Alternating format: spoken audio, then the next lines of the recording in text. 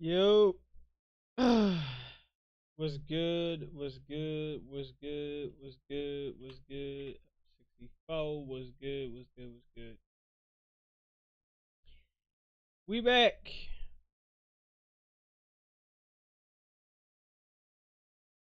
We are back out here with another episode of this great podcast. What's good, y'all? I'm Ryan the Fams here. Nice to see you guys once again. Add back a little and adjust that for a little bit. There you go. What's good, y'all? But yeah, we back with another episode of the Lightning Round podcast. Of course, the one time out of the week we gotta talk about some shit. You know what I mean? We got a lot to talk about. Yeah, for sure, for sure, for sure.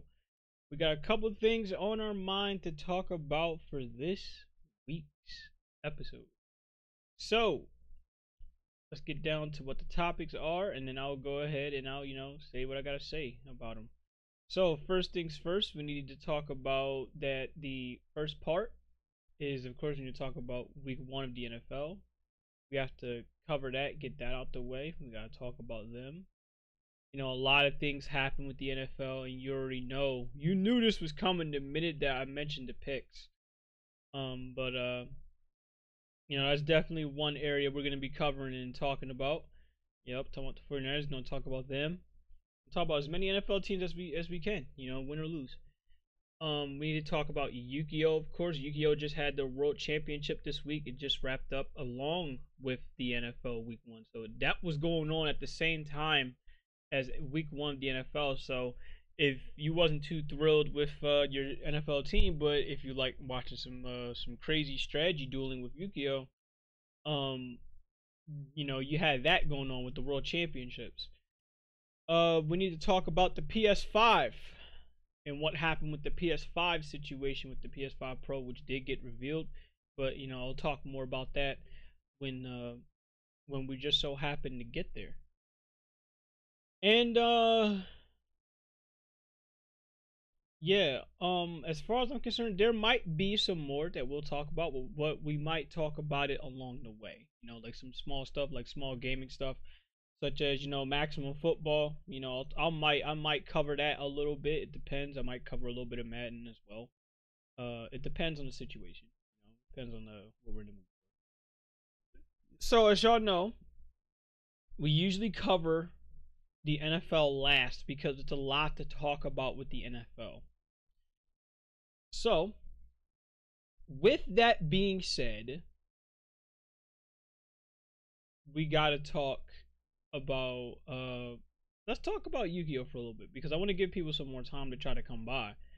So I definitely do want to talk about this Yu-Gi-Oh. The positives and the negatives that happened. With Yu-Gi-Oh. You know what I mean?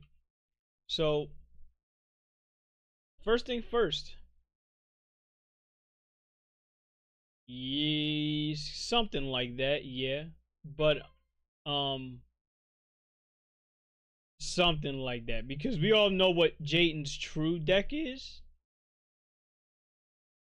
but I'm sure people have an idea of what Jayton's favorite card is. So, with that being said, what we're gonna do is we're gonna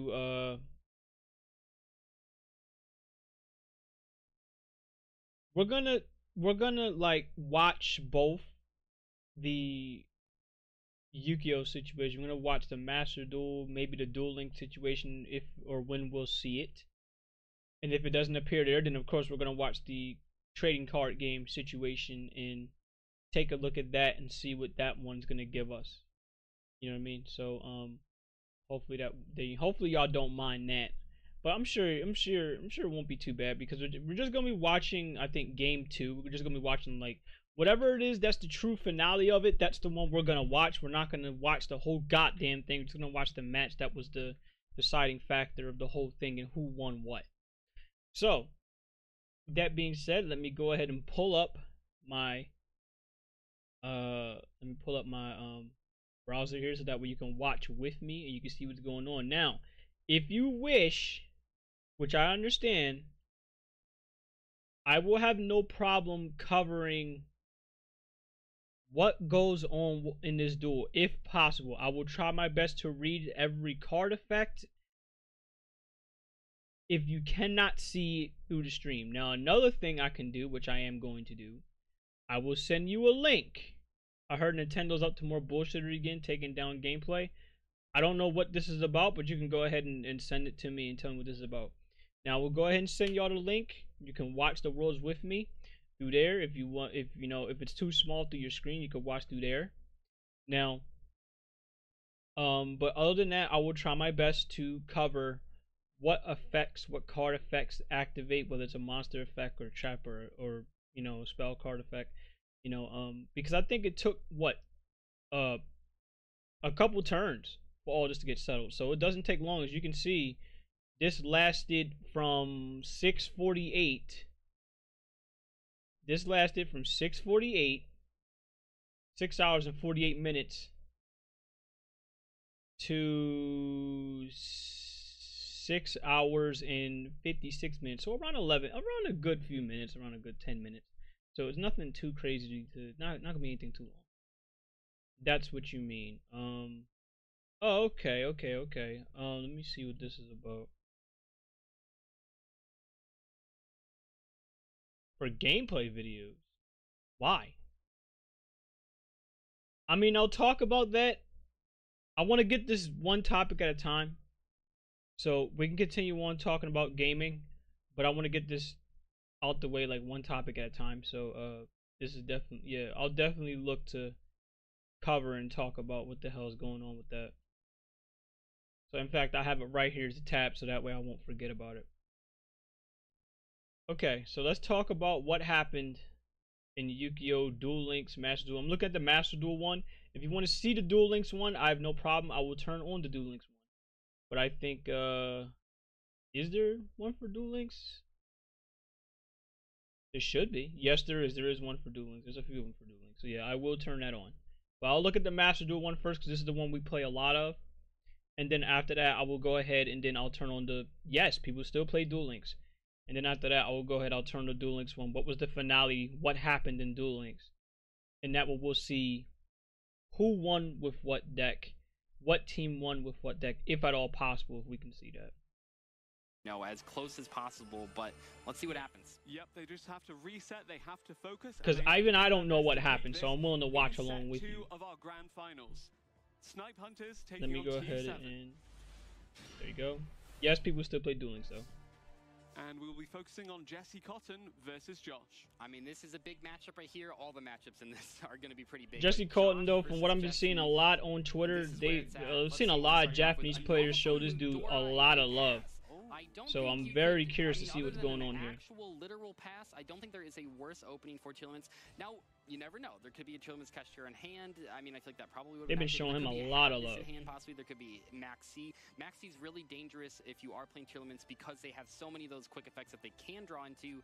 Let's see what happens. Do you want to be a bit careful about overextension into okay, Imperm. Imperm to Medora, I don't know why. Not looking happy that tells me he don't got much anyway. Wanted Seeker of Sinful Spoils getting activated here. Okay, so we've got Snake Eyes, okay. I know we got Snake Eyes. Yeah, he's doing something right. You got Japanese players out here just glazing the hell out of this dude. I'm like, Jesus Christ. Getting you to Diabellstar getting you to the original Sinful Spoils Snake Eye, as you mentioned, and original Sinful Spoils Snake Eye then getting you to the Fire King pony. Like I said, I'm going to be talking about the positives and negatives. The positives being this, the duels, of course, and of course the negatives that did happen within Yu-Gi-Oh! Worlds while we were watching the NFL.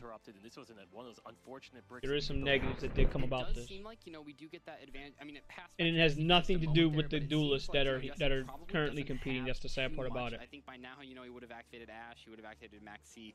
We can certainly say that, and it's not looking great. Now, the Medora play was the best that he could have done. When we watch these great players, we know that they are trying to play to their... Snake Eyes. How the hell does Snake Eye... What the hell do you use? I'm going to assume he's using tier limits because you usually don't see Medora here unless tier limits are involved. Opponent, bricked or not either. which is very hard. Oh, trust me, the one I'm about to mention here definitely does, but I wanna see if we can cover this and get this out the way real quick. Seeing the Snake Eye Ash being summoned to add the legendary Fire King Ponix. Ponix is going to get a search here. I mean, we are really just firing on all cylinders against a Fire King Snake Eyes monster. It's basically the old Medora at this point. Yep, Fire King Sanctuary then being added to then in turn add the Fire King Island, which is literally like top of the meta throughout all of Josh here 3 formats: Master Duel, TCG, OCG. Fire King field spell is that this is the order that you want to do it. You want to get this shit runs everything. Then the Fire King Island, not the other way around like we saw Josh do last round. But this is okay, and it's honestly okay for Jesse to check out in this game and help his 2 fellow teammates because they just need 2 wins. If they want to win his game, obviously it'd be great, but it's not necessary. So if you can just let Josh build a board combo and completely dominate it. Look on the other side, we got Centurion here. You say just need 2 wins, but Emre now with the Centurion start has honestly, oh, for sure, it's definitely a meta hell. A very, very easy time. But do you see the Harpy's Feather Duster that is resolving for someone activated Harpy's Feather Duster? That's a great play against Centurion. Which was what we're seeing. They can't really do too much. Themselves, but 5 back row we are taking out. How many times have we seen like the Heavy Storm, the Duster this weekend? Quite a bit, and that is rough. I mean, they are one-ofs, but you got to draw cards in your deck sometimes. If Chimera and Trudea now coming out alongside the field spell, all 3 of the starting pieces of the combo now ready for Emre to follow up on with the Centurion, but it still does not feel good to have everything else taken away by that Harpy's Feather. By the way, before we continue, I'm gonna let you know right now, I'm only gonna be focusing on whichever one they switches to, which is the main screen here. I'm not gonna focus on whatever it is in the bottom left and bottom right of said screen. The Duster. If you look closely, you can literally see. We're gonna treat this like NFL Red Zone, but the Yu-Gi-Oh edition. Game losing potentially. I don't oh shit! Here we go. Cosmic Cyclone here. Centurion, you are cutting them off of. Cut them completely off. They can't do too much. Ryan actually, scientists ought to study Yu-Gi-Oh! Since it's always changing. Changes about the constant. Changes are constant in the field of science. That is true. They definitely do need to. I do agree with you there. Absolutely. Oh my gosh, that puts so much pressure on Ray here and Emery. Emery has to hold on to have a chance. We cannot afford to lose. Pearly! Oh shit. Games on the side of Team Sniper. Ray is playing the Pearly deck. We're seeing my friend Pearly getting activated. Quite interesting. Pearly! We've talked about Pearly before. In Worlds. Yesterday, and I think furries have invaded world. With Pearly, you can do so much from nothing and get so much advantage. The Noir with 8 material, 10 material, it gets you. It's so strong. Somebody just got their ass kicked over there in B. I don't know what the hell happened to these two. To deal with that from a more simplified game state. And kind of as expected. I don't know what the hell happened in A and B. I know this for a fact. Snake Eyes just washed. Whatever that was. So Ray from this position knows if he wins this, he will be a world champion for Master Duel. And we have everything we want, right? We have the My Friend Pearly, we have this Stray, we are discarding for that. I'm not actually sure what trap we just discarded there. Maybe a Yeep. Summoning the Pearl Lily. Let's see where this goes. Emre put Snipe Hunters on his back on day 1. He was so good for them, winning 12 of his individual duels. He was. Hold on, let me actually go back for a minute and see what the hell happened. How do we get to this point with the blue team and the red team?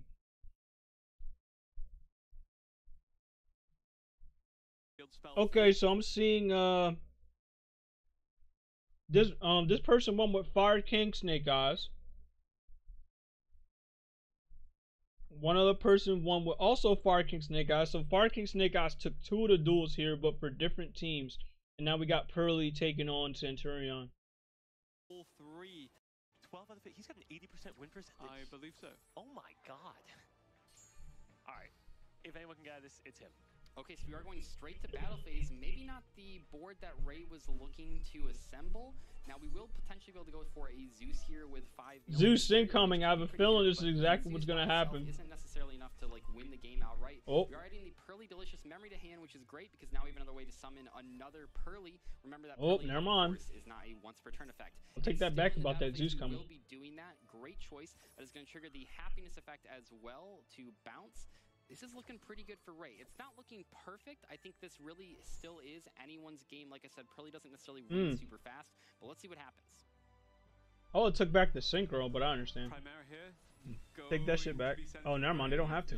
Never mind. I heard this wrong. targeting a happy memory. Is this enough damage? I'm trying to count here. Actually, Primera's still there. Well, yeah, it's protected. I mean, this is like the combo that you want with the happiness. You target it, you attack it a bunch of times. Yep. Do we have enough? I'm trying to do the math. I think it might just be game. Let's see here. We're at 3,200 attack. The Primera's at 400. We can hit again. Oh, shit. If this is game, then that means Team 7 will be your world champions for the 2024 Master Duel category, but let's see. I think this might be game. Because we're at 31 now, it's going to go to 200. This is going to go up to, what, 34? Oh, that's game. Give it up, homie. I think this is just game. Oh, that's game. Let's see. I don't want to get ahead of myself here. I think that's game, ladies and gentlemen. And if it ain't, I'll be shocked after this. Yeah, that's game. GG. This is just game right here. That's crazy. Pearly just won Worlds. That's fucking insane. I haven't seen shit from Pearly in months, and this shit just won Worlds. Team 7 are your Yu-Gi-Oh! World Wow. 2024 Master Duel World Champions. Incredible. You know, we had Kitties just won World. What the fuck is going on? What the entire fuck? If you was to tell me in 2024 that somehow, some way, even after a couple of the ban hits that really hit and hurt that deck, you want to tell me Pearly just walked away with a Yu-Gi-Oh! World Championship title in 2024? That's some crazy shit. That is some resilience. So, if you're a Pearly player, I know you're happy. a sequel in Seattle, and we're having a different winner this time around. That is awesome to see. Two excellent compares going head to head, but they came out wanting blood. They waited 1 year to come back for it, and they have proven that they could do it. This was what it was all about. You know, we saw all three of these players. Okay. We got one down, and we have one more to go. Man, what sorcery is this? That's what I'm trying to figure out.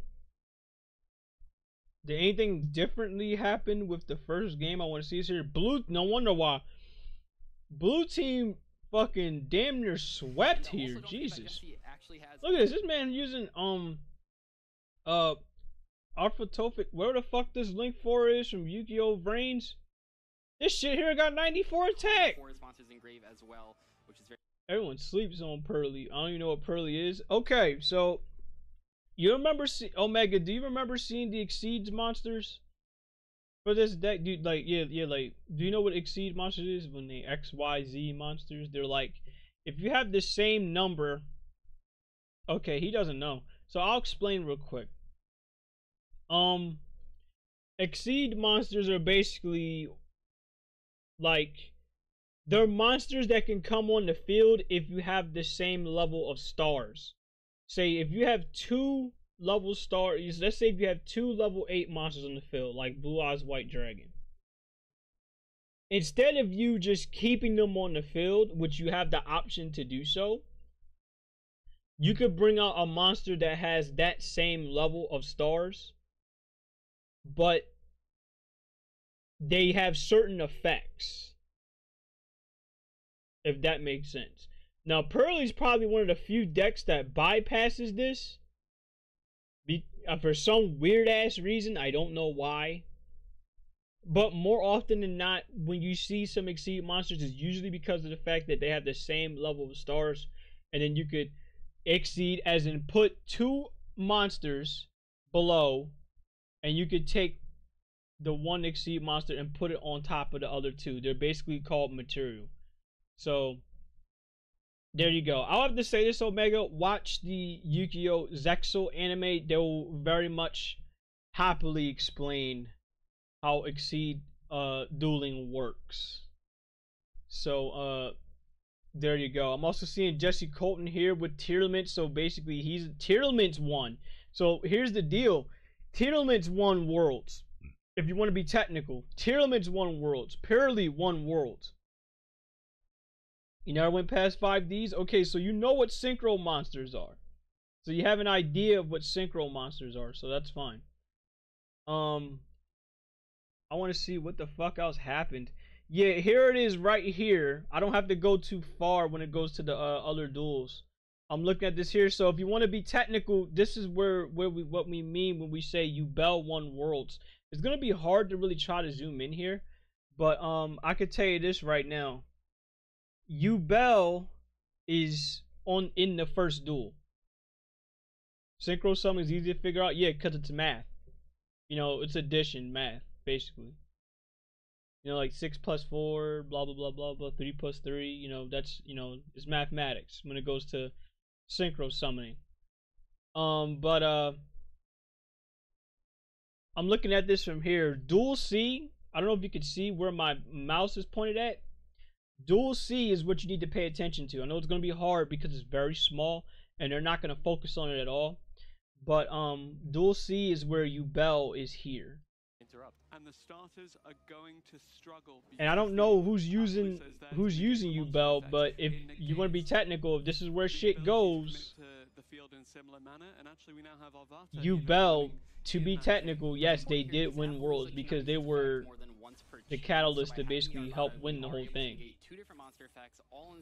I'm looking at another one here. You know, typical Yubel setup. They're using Yubel with Unchained for Link monsters. Link monsters, they're definitely very different from Exceed monsters. I'm gonna definitely have to explain that at some point in time, or just play Master Duel again, and then I'll happily like walk you through with how certain shit works in Yu-Gi-Oh now. Low-key nasty, huh? Well, it's gonna get more nasty when you see the cards that it came with. Yubel in 2024 got more support. It's like a very strong opening field. So if you thought the decks you saw back in the anime was crazy at the time, which it wasn't actually when you played it in the actual card game, but now in 2024 it's out of control. Because it has good support with monsters that are of its same type, which is a Fiend type. I'm seeing it from here. I think I'm about to see exactly how Yubel won this duel. I see a Cashtira Fenrir on the enemy side. Never thought they'd beef up the one character that's infatuated with Jaden because he looks like her past heartthrob. What if I told you Yubel was trans? Would you believe me then? Oh, and we see, so now we've committed a ton of cards into this. The Diabell Star is going to get destroyed, and you don't even... If you want to pay attention to the main duel, feel free. But I'm paying attention to Duel C. I will keep you updated with what happened on Duel C and how the first duel got taken. How this duel here got taken from Duel C. Not much is going on here right now because it's still the first player's turn. I don't know what they're doing. In many of these decks, I think that it is a valid option to try and find some. I'm gonna skip ahead. Actually, I shouldn't have skipped ahead now that I look at it. So I see Cross Sheep here, still with another Link monster. I see Cross Sheep here. They're activating its effect, so something had to have triggered it. This person brought in an Ash Blossom. I see the Fusion Yubel card, one of the Fusion Yubel cards that we would see when you play it in Master Duel. It's the one that's like gold. I'll show you. I mean, you probably knows what I'm talking about. It's the one that's like yellow, goldish. That Yubel card. It's not the Loving Defender yet. But I think personally that one's the best card, which is the gold one. Because you see it so much, it does so much good for the card. Another Link summon has happened. And we have Sprite Elf, which is very, very nasty. Sprite Elf just gave Yubel some protection. Because the only way Yubel can get targeted is, look, you gotta get rid of Sprite Elf first. With those early plays, making the Appaloosa before ever going into the original Sinful Spoils. I mean, unfortunately, when you just draw Ash and you Ash the Bonfire and your opponent can... Fire King Snake Eyes, there you go. Now we got Yubel. Bring that forward going second. We are switching over to Ray versus Quantal. We are deep into a U-Bell versus Tier Limit matchup. Tier Limit not really having a lot on the board, just a Fenrir in defense mode and a couple back row, which I guess is fine in some situations, but the U-Bell... So the guy that won the championship, the, he uses U-Bell. What do you think is going to happen? Unfortunately, nothing. Oh, Forbidden Droplet. Just dropped. Forbidden Droplet, the, whatever this card is. And with that victory over Josh, Team 7 now take the lead thanks to Ryan. Phantom of U-Bell. There you go. Phantom of U-Bell. Captain and Snipe Hunters. That's what I was thinking of. Comeback if they're going to hold on to their world title. So I don't know if I just saw that correctly, but I'm pretty sure the solo. I'd attack, but I understand not attacking because tier limits can be quite tricky to go up against if you're not ready. We do have tier limits now. Tier limits cash, okay. I love me some tier limits, man. That's why I always got them in artworks. Let's roll the dice. That's what Snipe Hunters is all about, right? True enough. We out here gambling with tier limits, where it's like we're milling cards, praying we get some activated effects from the graveyard. Nice job calling the max so you get an extra card back. I just saw Time Thief Redoer summoned on the other side. We're going to get a draw here, but also if we mill any sort of fusion enabler, that also would potentially give us a draw too. Which is a pretty damn good card. Opening of the Spirit Gates is nasty. Another GX deck there that we're about to see. Overio, Lord of Searing Flames, like, hold up. Omega, do you remember the, you remember the Egyptian God cards, right? You remember seeing those cards that was like the bootleg Egyptian God cards, but they were still pretty crazy? They're in relation to this deck. They're actually in relation to U-Bell. Ironically. In fact, in Yu-Gi-Oh! Duel Links, she actually calls out these monsters' names. Which is crazy. You get Phantom of U-Bell on the board, you can insulate yourself a little bit. You have the Sprite Elf, you can immediately try and put a Nightmare Ibli on the other side in terms of locking Spirit of U-Bell. I mean, tier limits aren't necessarily known for being... Oh, you're very familiar? Oh, then you would know that they sync real well with U-Bell herself. I guess we'll see here. Speaking of links, we do have the Spirit of U-Bell being linked off. Access Code Talker. With the U-Bell deck, this is about to get nasty. Bam, there goes, wow. He could have triggered the, he could have actually triggered that. He would have saved himself. He had a Forbidden Droplet. He could have saved himself. He could have still got rid of that Cash Theorem from the field. Oh, right, we don't have access to the Nightmare Pain, so the U-Bell won't be able to do extra damage. That's fair. Still pretty good control on the board, though. He's down to really one more card, and that card has to save his ass. So hopefully we'll see that pop up on the opponent's turn. And we're gonna see what he do. Now, does he have the hearted card to bail his ass out? If not, that's GG's. How resilient this deck can be. We've seen that the field does not matter so much as long as the graveyard is set up, as long as there's something in the hand. But we are going to swap over now to Emre versus Jesse Cotton. Another tier limit versus Centurion.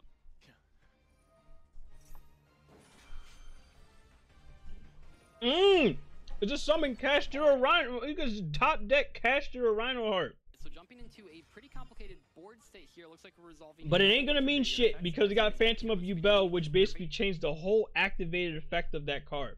So I'll go ahead and explain to Omega what Phantom of U-Bell does. He's gonna love this. So if an opponent activates a monster effect on the field, and you have Phantom of U-Bell on the field, you change the activation effect of your opponent. So whatever it was supposed to be originally, it goes from that, and then you switch it around to destroy one U-Bell monster from your deck. So basically, he gets to choose what U-Bell monster directly from his deck he gets to destroy, and that triggers U-Bell's effects to get on the field. Facing down two different line. I'm assuming he had already used its effect, but it's hard to say. We also have the Baron de Floor. I'm still keeping tabs of what's going on in Duel C. Chumans catch tier a million, 2 whiffs basically. Don't worry about the tier limits one. And he just summoned U-Bell. Right now, tier limit has nothing going for him right now. It's a wrap for tier limits. The tuners for the Centurion are level 4. And by the way, he used that Unchained card to destroy the Yubel that's on the field, so that's going to trigger Yubel again. You can access the likes of your Barondafleur. But on the topic of extra deck monsters, we now have Tillaments delving in, Primeval Planet Polar Rhino actually triggering as well.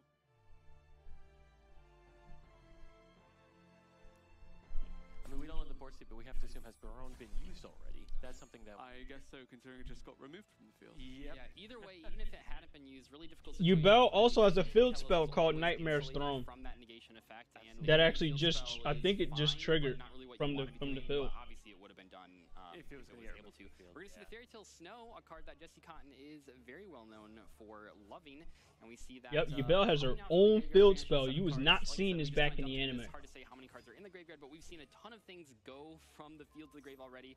I bet there's a lot of so much for showing all that love. You got a new field spell, you got new fusion cards, and you sync well with other cards in the deck that relate to destroying, such as Unchained. By the way, I can confirm that's a wrap. This dude has no cards to defend. So, GG. That is how Yubel just won Worlds. You're about to see blue wins in like 3 seconds. Some of the replays from yesterday, there was a pretty crazy game where Jesse was able to discard, I believe, 15. And there you go. So that's why we see artwork. Yubel won Worlds. Yubel won Worlds. Plain and simple. Let me see if I could see this real quick.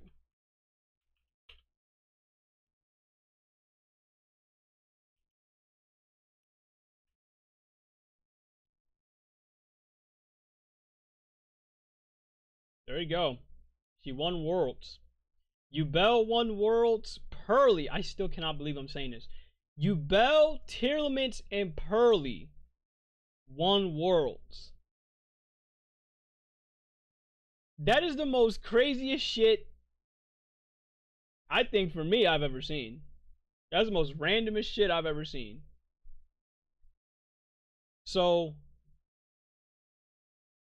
before we continue on, let me actually show this to Omega real quick. I mean, because Fuyu, you're very aware of what Pearly does, what your deck can do. I don't think Omega, or I don't think anyone in particular, is aware of what kind of support Yubel got that led it to this point. So let's go ahead and show this shit off real quick. Okay.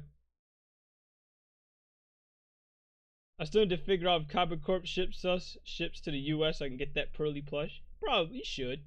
No one does Pearly.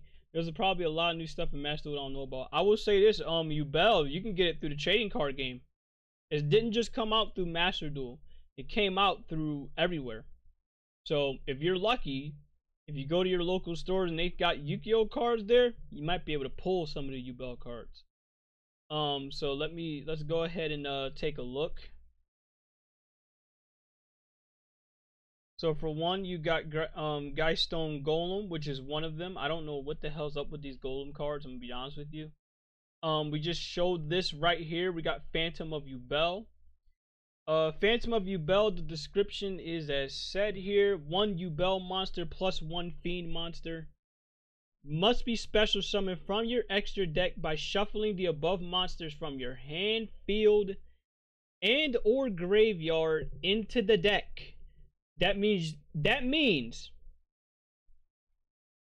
you do not need a polymerization at all. You don't need a polymerization for this card to get on the field.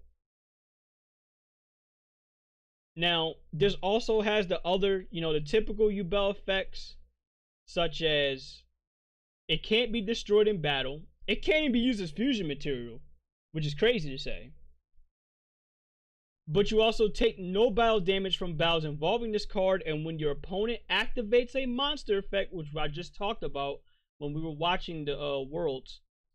When your opponent activates a monster effect, you contribute the card, and that opponent's monster's effect becomes your opponent destroys one Yubel monster in your hand, deck, or field, and you can only use this effect once per turn. That right there is why we see this card so much.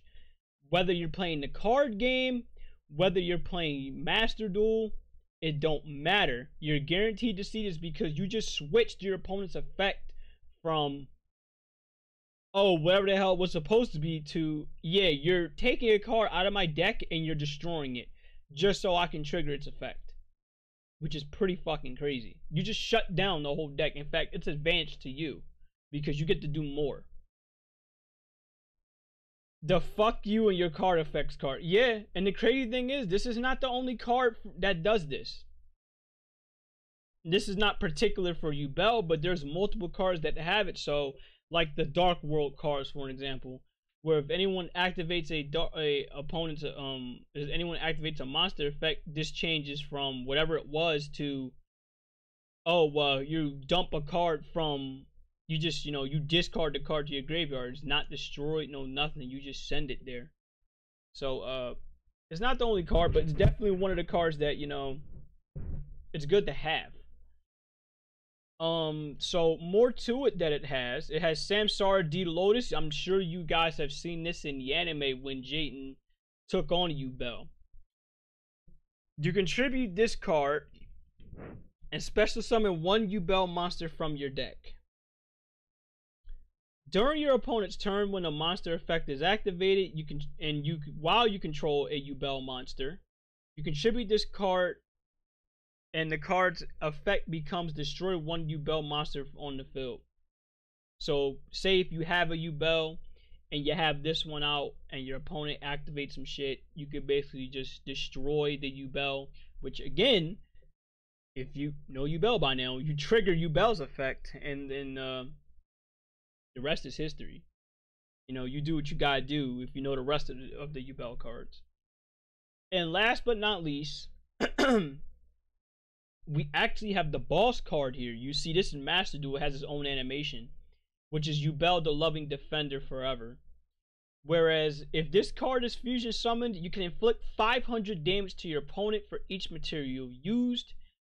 As in, if I can sit up there and just super poly the fuck out of your card if I want to. And depending on how many cards you have on the field, I could say, yeah, like it gets that crazy.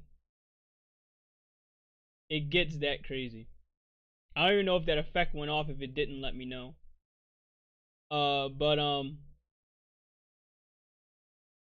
You could basically do a super polymerization on like just like that. So you can inflict 500 damage to your opponent for each material used.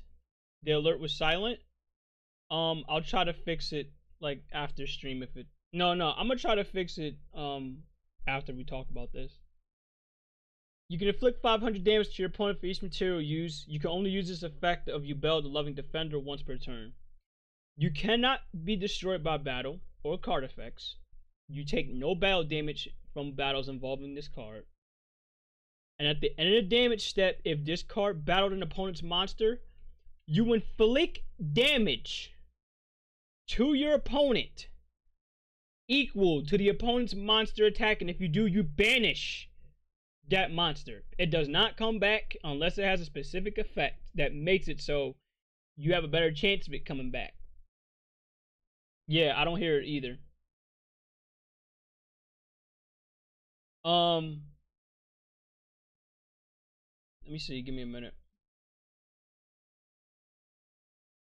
The thing is, I should be able to hear these. I should be able to hear these.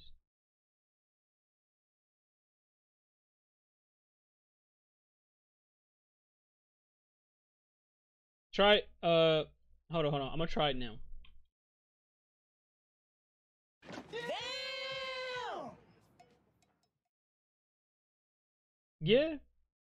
Yeah.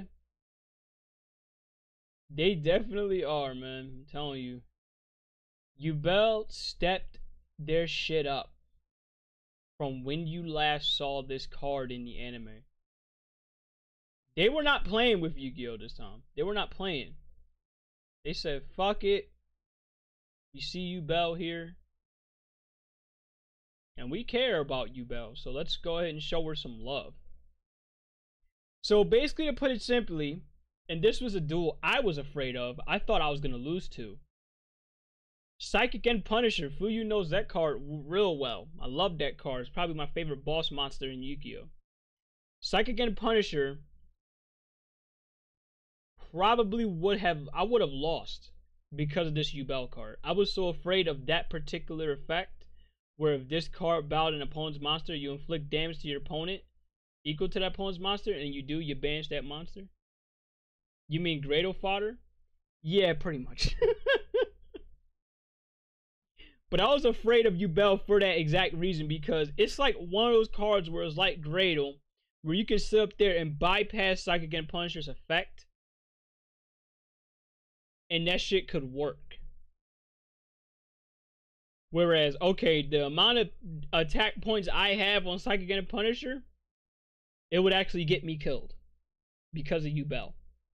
It won't banish, it won't come off the field, but it'll lose the duel for me. So what I had to make sure, I needed to flip the card face down just so it won't trigger its effect. To explain, I stole a Psychic and Punisher with a Grado Cobra. I still don't know how to this day how that even worked, because wasn't his life points low, or was your life points low when this happened? If his life points were low when this happened, it shouldn't have worked.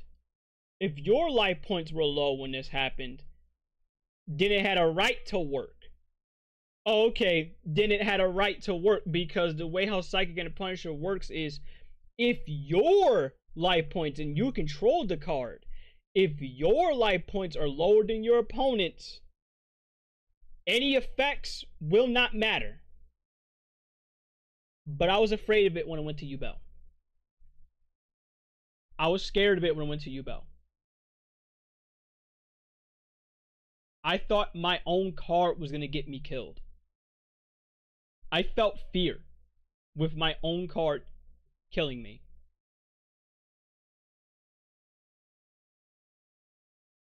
I think that goes to show, look, Yubel right now is in top 3, top 5 decks right now in Yu-Gi-Oh! Whether it's Master Duel, TCG, OCG, and if it's not TCG, OCG, it's probably in the top 10, top 15. Which is not too bad. Yubel, and you say, what is? I mean, the Lovingly Defender's effect, which scares me. Whereas,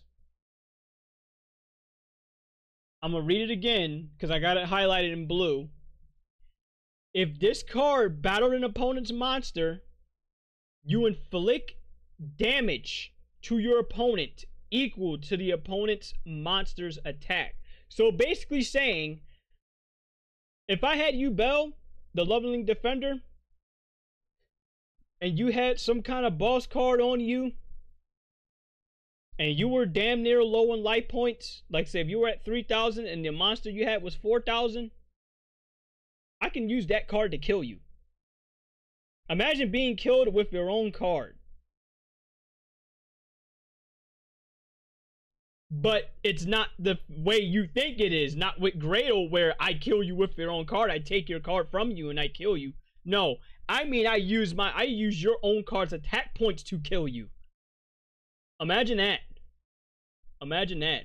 And by the way, this won't matter if it's in defense mode.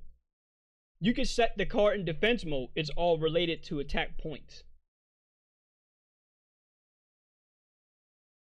So, Yubel is Makanko on crack.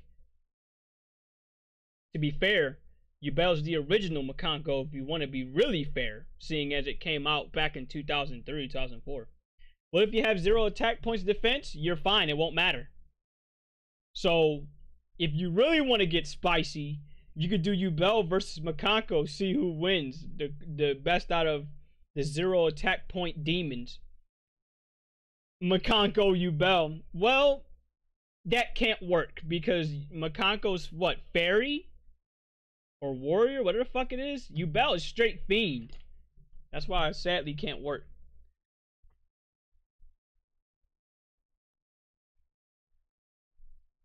And yes, I said it. Yubel is fiend. So guess what? Here's a deck. We're going to talk about this as well. The Forbidden Unlimited list over there in TCG. I'm going to talk about that as well. Here's a deck that does really well with Yubel that Omega hasn't seen yet. And it's been out for a while. You see me use this deck for a little bit in Master Duel because I really love what they were doing. But I didn't think they go this hard when you put Yubel into the fold because they all have one thing in common. They love it when you destroy their cards and send them to the graveyard. We're about to see this here. For the best combo, you'll need Opening plus Throne. Activate Opening to search for Dark Beckoning. Normal Summon it. Activate to search for Opening. Activate Throne. Search for D-Lotus. Unrelated to Yubel because Yubel's a fiend. Activate to tribute itself to summon Spirit of Yubel from deck, which on summon will search for Nightmare Pain. Nightmare Pain's also a new card, support card. And I'm sure, didn't Yubel say this in the anime at some point with Nightmare Pain? Activate it. Use its effect to destroy Spirit of Yubel to search for Gruesome Grave Squirmer. Destroy Spirit of Yubel, mind you. Activate both Spirit of Yubel and Throne. Throne will search for Terror. Incarnate, then summon it while Spirit of Yubel will summon Yubel from deck. Keep in mind, this is a deck from 2003. A deck from 2003 turned into this. Summon Phantom of Yubel by shuffling back Yubel and Terror Incarnate.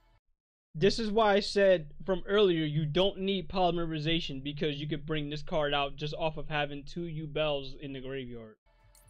Or on your field. Where Cross Sheep is pointing, which triggers Cross Sheep to summon D-Lotus from deck. Special summon Grave Squirmer from hand. New card. Activate Opening to discard Opening to summon Spirit of Yubel. Another Yubel. Jesus Christ. Activate Opening again to add back the Opening you just discarded back to hand. Jesus Christ.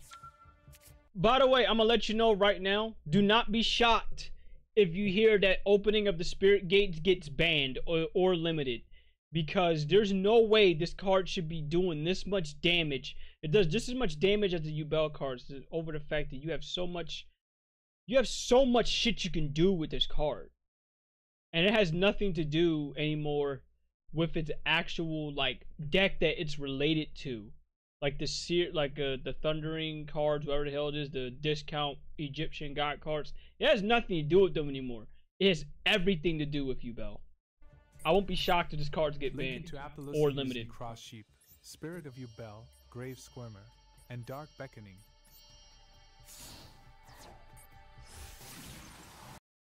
I'm gonna get to Appaloosa in a little bit. Link into Lord of Yama using Phantom of Yubel and D-Lotus. By the way, Omega doesn't know what Link Summoning is, but as you can see, Link Summoning is very easy and very simple to get used to. Activated to search for Sharvara. It's probably the easiest to get used to more than you would with Exceed to summon monsters. Spirit of Yubel. Look at this. This is all in one turn. Activate Sharvara to then destroy it, which triggers Spirit to... Bro, how many times has Spirit of Yubel activated? 3 times? to summon a Yubel from deck. I literally lost count. Link into Soul of Rage using Sharvara and Yama. So I'm gonna go ahead and tell you, this is the deck. These are the cards right here that bond so well with Yubel. I'm not gonna play the whole vid because I already played enough. Unchained. And they relate so good with Yubel because they have the same thing where, look, if you destroy this card, you're triggering their effects from the grave. That's why they work so goddamn well together. It's damn near unfair. And then you give Yubel access to Link monsters. And then you give her access to Fusion monsters. At this point, it's like, I'm not going to be shocked if you give Yubel access to Synchro or access to Exceed or Pendulum. Her potential right now is, for me, a little scary.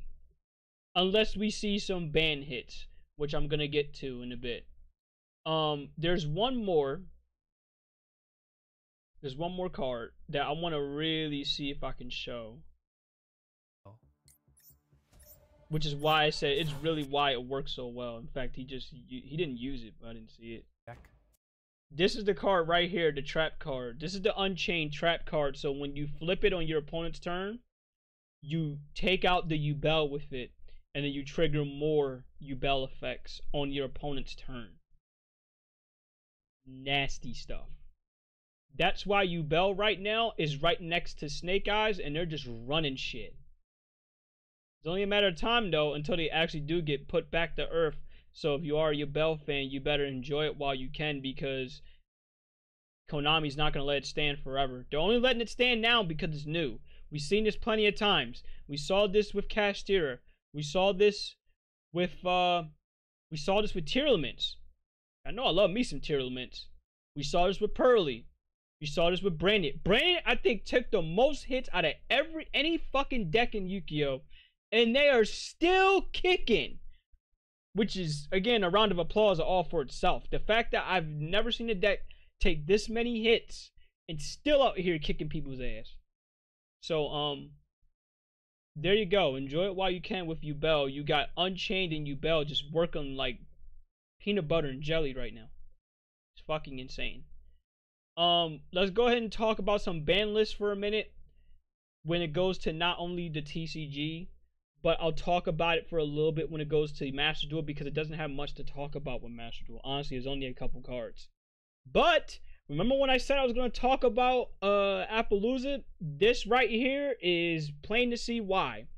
So for the TCG, Forbidden cards, Fiendsmith, Lacrimal, we do not have these cards in Master Duel yet. So I'm very curious to see what's going to happen when they do release, if they release this card there.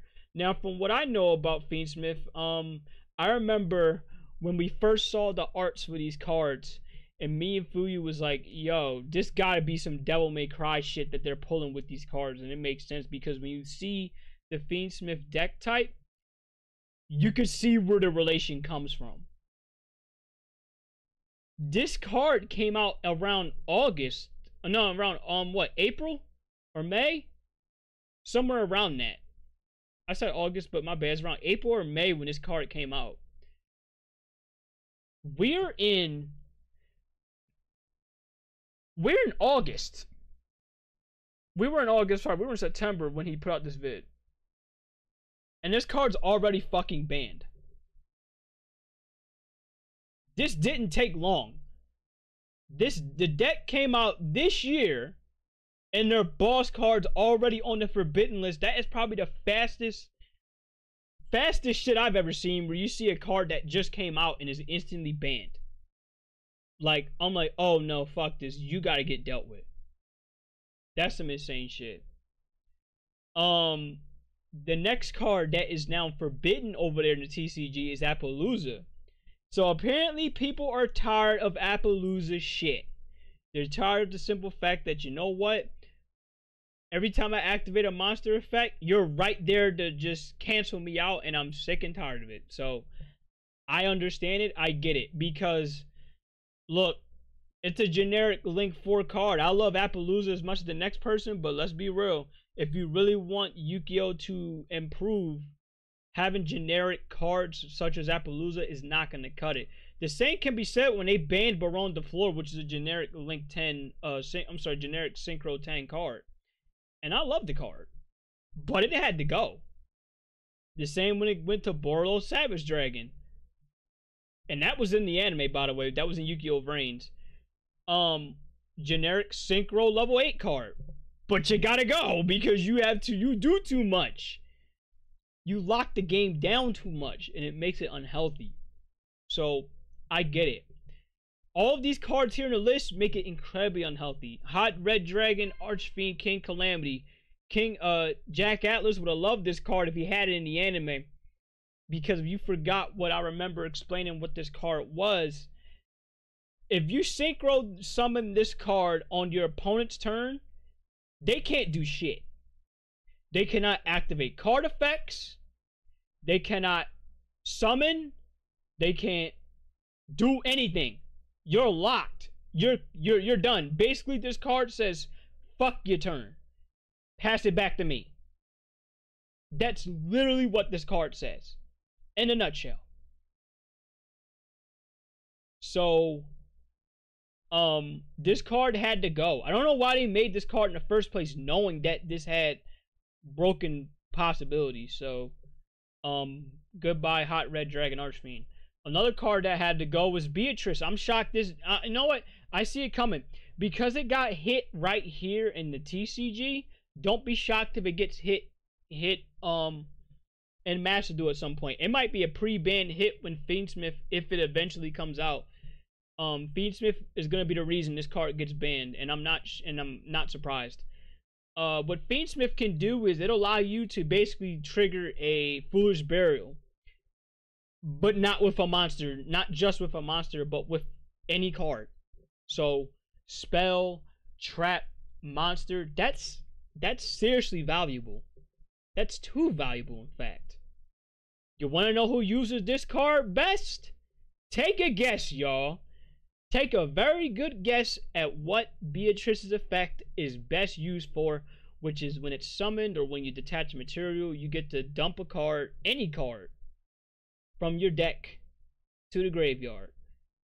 Take any guesses. If you can't take a guess, that's fine, because I gotta tell you, knowing that this card does just that,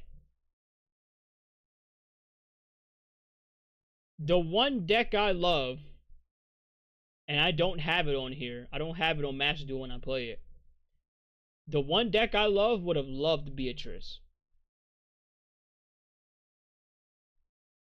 So if y'all don't have any ideas, that's fine. So Fuyu, Omega, I'm going to give y'all a little bit to take a guess. Y'all see me play Master Duel enough to know what deck I'm talking about. And what deck I love so much to where it's like, look, if I had more time, if I knew how to strategize this right, I probably would have been winning a lot more duels in the game.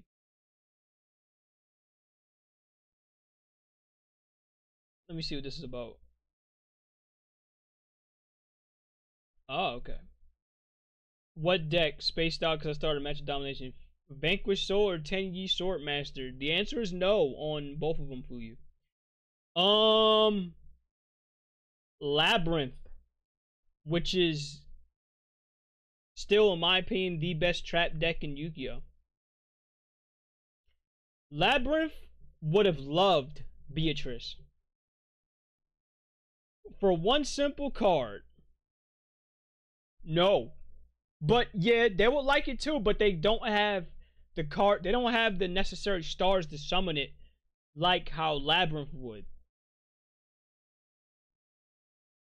So, this is why they would have loved it so much.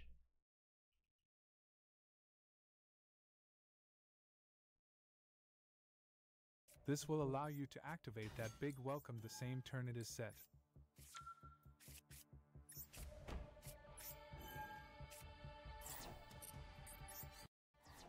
Your card. Oh, never mind. Now if you have a good card to discard. See that card right there? Transaction rollback. Y'all know this card like puts Labyrinth on cloud 9. Basically, in Master Duel, transaction rollback works like this. If I have a trap card in my graveyard, such as Eradicator Virus,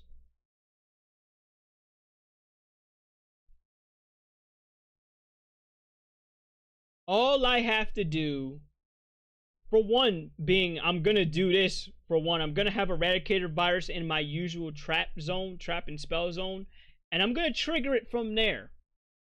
And I'm gonna say spell cards. So when that effect resolves, any spell cards you have in your hand, gone. Any spell cards you have in your trap and spell zone, gone. And they all go straight to the graveyard. And then depending on the other card effects, say if I had like a banished zone, they go straight to the banish, probably. But mostly they go to the graveyard, because that way you don't get to activate them. So that's one problem. The second thing that Eradicator Virus does is, look, on your turn, if you draw any spell cards, on your turn, gone. They go straight to the grave. So you already start with one less hand than you usually would, because you had a spell card in your hand.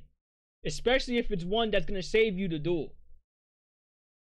Now, you think from there it'd be over, right? No. So transaction rollback has a second effect.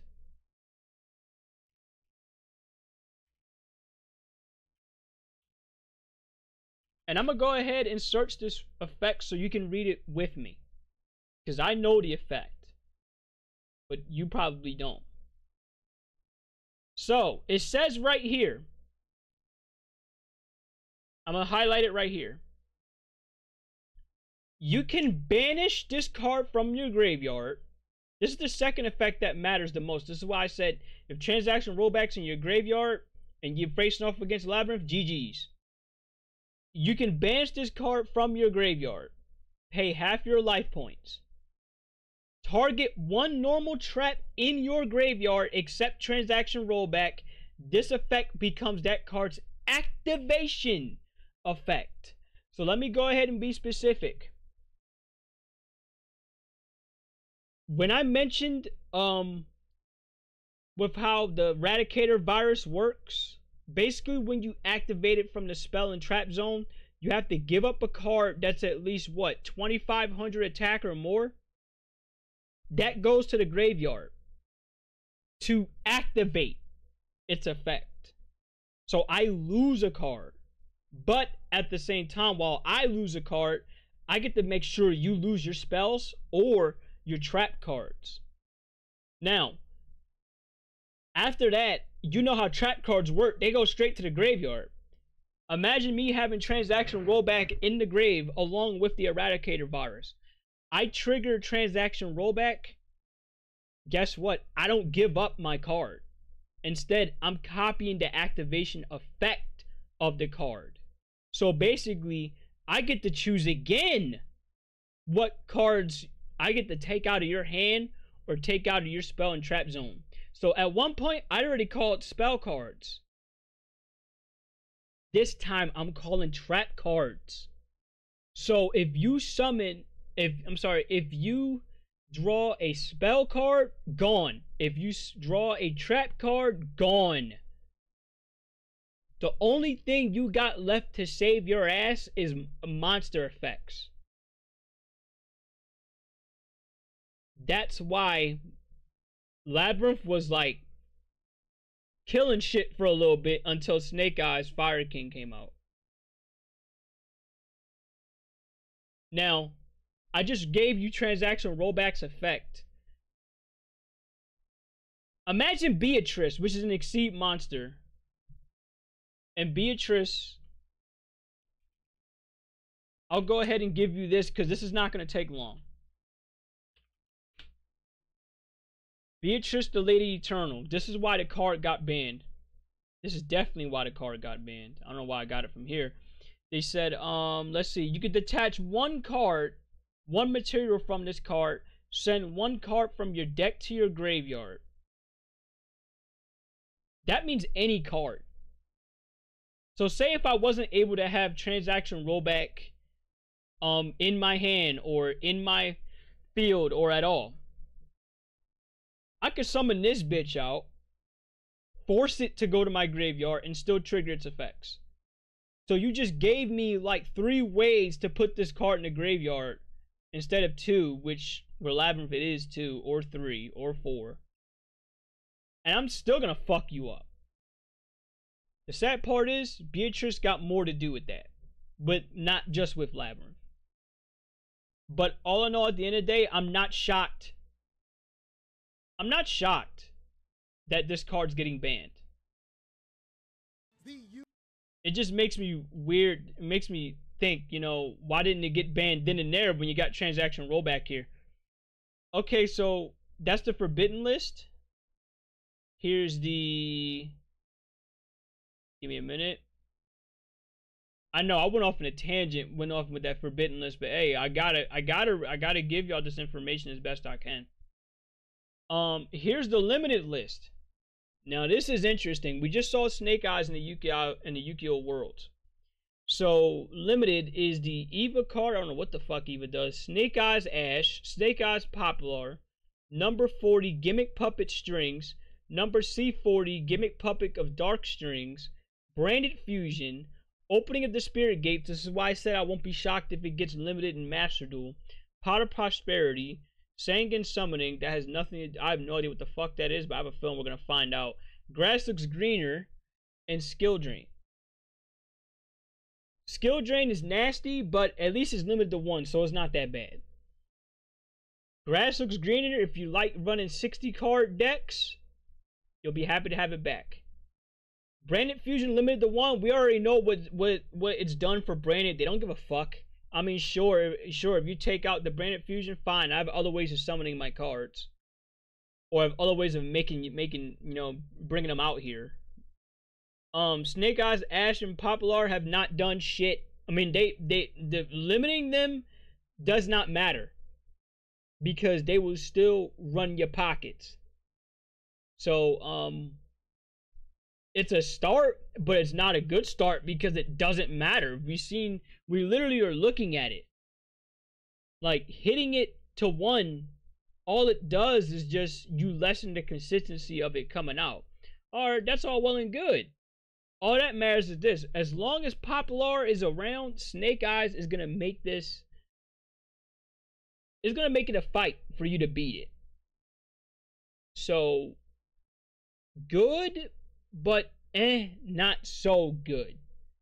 I feel like if you really want to hit Snake Eyes where it hurts,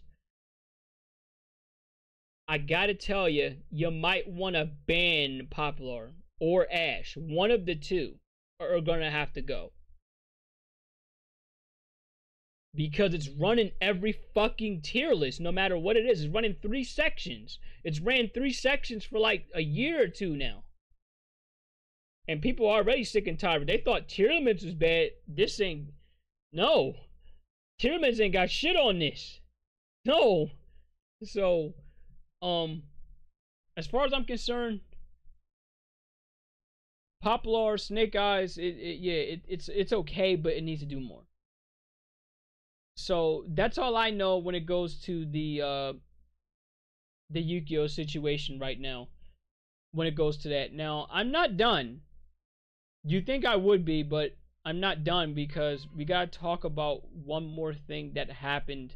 And like I said, this is with the negative with the Yu-Gi-Oh Worlds, okay? So I gotta cover this. Where is he? Where is it? I put it somewhere. I put it somewhere. I know I had to because I literally had it up on one of the tabs. I probably got rid of it. Okay, so this won't take long because it's an easy search.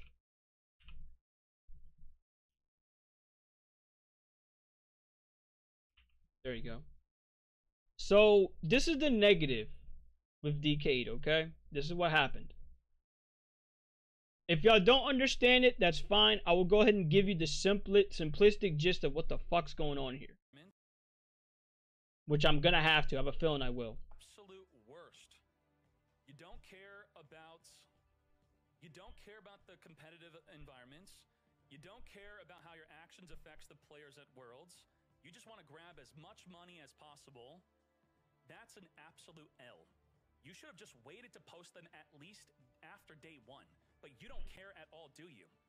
So Judeo Yu-Gi-Oh! Very likely one of those players I described to you all, as I have 2 times experience at Worlds where players at home, if you're friends with them, they will watch all the replays, they will gather the deck list themselves, they'll create a spreadsheet with you, they'll message you in Discord, everyone's secret texts, what they're playing, what they're not playing.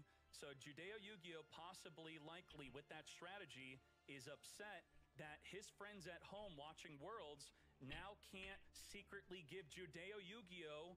The secret text where no one else will have that. So that advantage that Judeo Yu-Gi-Oh! Had has now been taken away by MasterDuelMeta.com. So Judeo, I'm very sorry that you're now on an even playing field. You now, in between matches, can't be fed secret information on your opponent's decks as you have someone at home or multiple people at home. Who knows? Maybe you have 10, 20 people gathering all the information to feed it to you. So no extra advantage for you. Good luck at Worlds, though. Thank you. Okay. So I'll give you the gist of it. Decade's case, I'll start with his case, and then after that, I'll go with everyone else's. Basically, Decade said that he thinks that one of the guys here, Judeo, thinks he may have cheated or gotten like deck lists or whatever, you know, gotten like extra help when it goes to making his decks, some shit like that, or tried to see other opponents' decks or whatever the fuck it is during the Yu-Gi-Oh! Worlds tournament. So he says, okay, to counter this, let me go ahead and leak the deck list for everyone. That includes players even in the event, to see and get a good idea of what's happening, so everyone's on an even playing field and they can see what the fuck's going on. Now, this is Decade's point of view. Here's everyone else's point of view. And I'm going to put this as simple as possible. Now, me, Omega, Fuyu, all y'all watch football, right? So let me put this as the best comparison possible. And I'm sure you're going to relate to why people are upset with this. Imagine you're in the Super Bowl and somebody leaks your playbook to the Super Bowl. Both teams have an idea of what they're going to run, what they're going to do during the event. What motions are going to be called out? What call signs are going to be called out? What card, you know what I mean? So imagine having insider knowledge, public insider knowledge of what one playbook does, so that way you can counter the other play. Now you tell me, do you think that's a good idea or a dumb idea with what Decade has done? I'm gonna let y'all have y'all floor and answer that real quick. And then after that, you're gonna hear my point of view and what I think about it. Because it's pretty straightforward and clear cut with what I think about this. Fuyu says you have no opinion because Pokemon deck lists were public.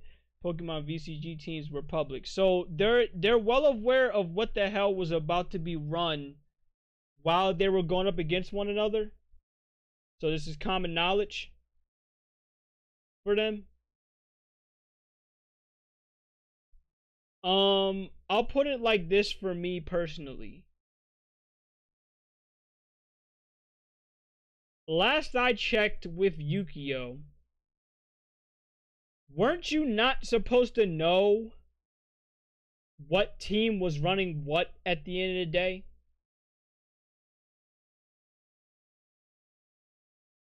Because for me, it ruins the point of it being a competitive battle such as this.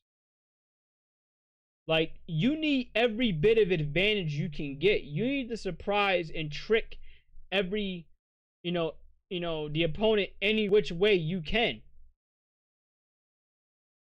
So as much as we get pissed off at Yukio at times, there's no denying, like, yo, when we see some crazy shit that happens, when it flip up or when an effect happens, it'd be like, ah, fuck, I should have seen that coming. I should have had an idea of what was coming. But, shit happens. You see it happen the first couple of times, you'd be like, all right, now you know. But if you're in a world tournament, anyone can run anything. That's what makes it so unpredictable. Because you don't know what the fuck's gonna happen. One person can run such deck, you could go into the next one and see a completely different fucking deck. You might not be going up against the same guy every duel.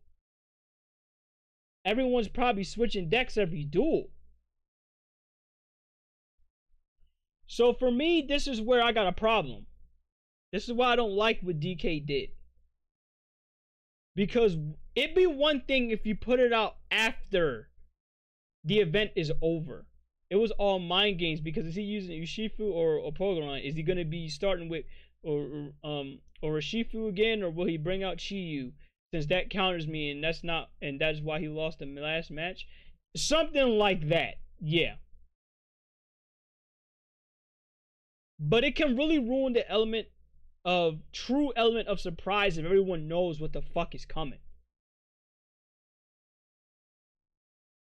And then everyone's just gonna have a true counter to that. You know what I'm saying? So for me, every time we take a look at Yukio, no matter what it is, we're usually hit with the element of surprise. Be like, all right, what the fuck is this person running? What is he doing? We don't know if he's running a trap deck. We don't know if he's running a burn deck. We don't know if he's running such and such deck. And as toxic as we see it, that's the one part that stays true with it, is you're gonna get hit with the element of surprise more often than not. That's kind of where I have a problem here with what DK has done. This is the equivalent of you leaking the playbooks for the Super Bowl when you're not supposed to do that. No one is supposed to know playbooks. Before, after the game, doesn't matter. There's a reason why the Spygate situation happened. I'm sure y'all remember how that shit went with Tom Brady and the Patriots, right? Y'all know how that shit went. The Patriots all they got was a slap on the wrist, was a fine. They didn't get no Super Bowl taken from them, no nothing. But it's worldwide known that motherfuckers was out here just, taking playbooks from people and, beating people because they knew their plays. Yes, it's supposed to be private. It's not supposed to be known. And that's why everybody has such an issue. First off, for me, in general, I feel like more often than not, it's supposed to be private for situations like this. Because anytime you look at the Yu-Gi-Oh anime, you'd be like, yo, what the fuck is this person running? And then when you find out what they're running, and be like, oh, okay, so let's see what else they got in their deck. Let's see what they can do to win. That's how I always looked at it as. I didn't look at it as, oh, okay, I know what the hell this person's running. Oh, this shit's pretty easy. Unless you faced off against said opponent like 2-3 fucking times, then you had an idea. Yeah, you had an idea of what the fuck was going on. I'd be like, okay, now I know this motherfucker's trying to summon, say, Blue Eyes Ultimate Dragon. Or if he's trying to summon Dark Magician, let me stop him. Or he's trying to summon his God card, let me stop him. You see where I'm going with this? It'd be one thing if you knew. It's not, at that point, it's common knowledge what the fuck you're gonna run. But when it's completely unaware, nobody knows, then keep it that way. So I don't respect DK out here thinking he's God. He's God when it goes to the Yu-Gi-Oh world by leaking information like that when he has no business leaking it. Because you see it from right here that people are not too thrilled with this. A streamer with a large platform leaks the deck list of all the Yu-Gi-Oh! Master Duel World Championship competitors unapologetically, and then accuses a competitor who was rightfully upset of cheating with no evidence in front of thousands. That's a scar on Yu-Gi-Oh! That's a scar for tournaments like this. See, he did it last year, but the thing is, last year, it was well after the event was over. He did it while the event is still going on and accuses somebody of cheating with absolutely no evidence.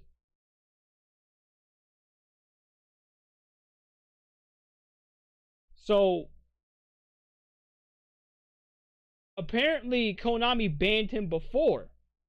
I don't know if it was over the same situation, but they banned him before.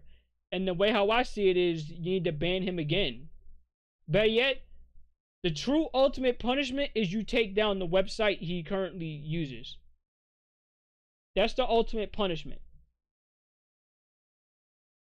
Because if you're going to be out here spoiling the event, leaking shit you have no business leaking, you deserve to pay the ultimate price for it. Now, the only reason why I don't see them doing this is because DK makes too much money for Yu-Gi-Oh! Makes too much money for Konami to where they want to sit up there and be like, you know what, let's go ahead and, actually get rid of him. They're not going to do it. So long as he continues to make them money and put asses on these games, put product on these games, they're not going to get rid of him. And that's the sad part about it. Because had this been anyone else, they'd have been gone right from the spot. Like, I'm shocked they banned him the first time. I don't know what it was over. But I would sure love to know what it was for.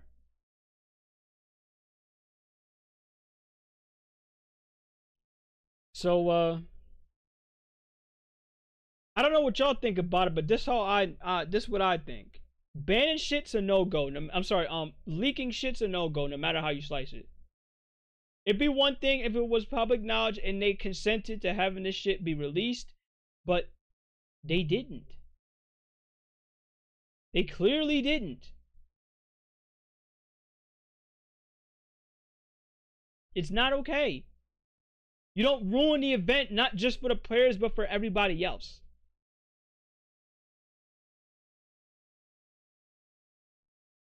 Like, it's already stressful enough if you're a competitive player and you're trying to win a world championship.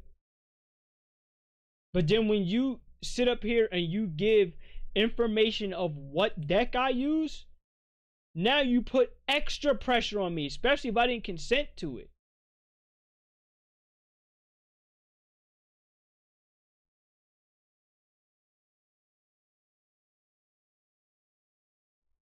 So,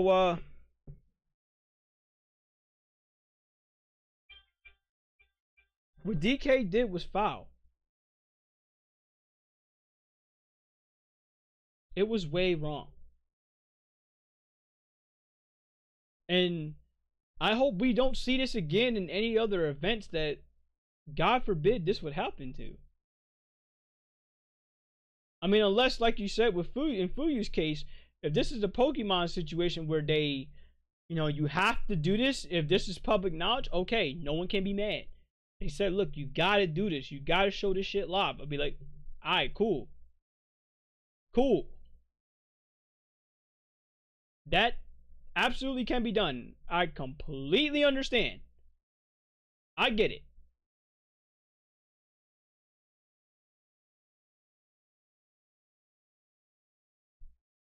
But, yeah, I don't like how this was done. He could have did better. He could have absolutely did better. If there's any other last comments y'all want to state with this, now's the time before we go on and we talk about PlayStation. Y'all, I know y'all been waiting for me to talk about this. We've been at Yu-Gi-Oh for an hour and 38 minutes. So if there's any other last comments y'all want to go ahead and talk about, Now's the time.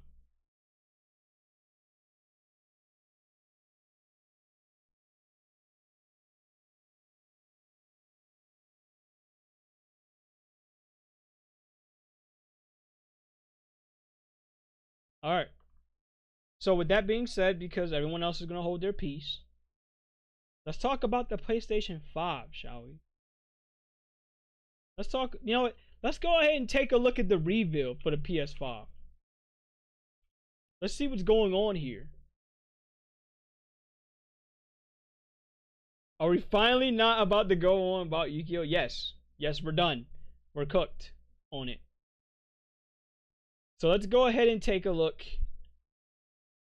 at what the fuck's going on with PlayStation.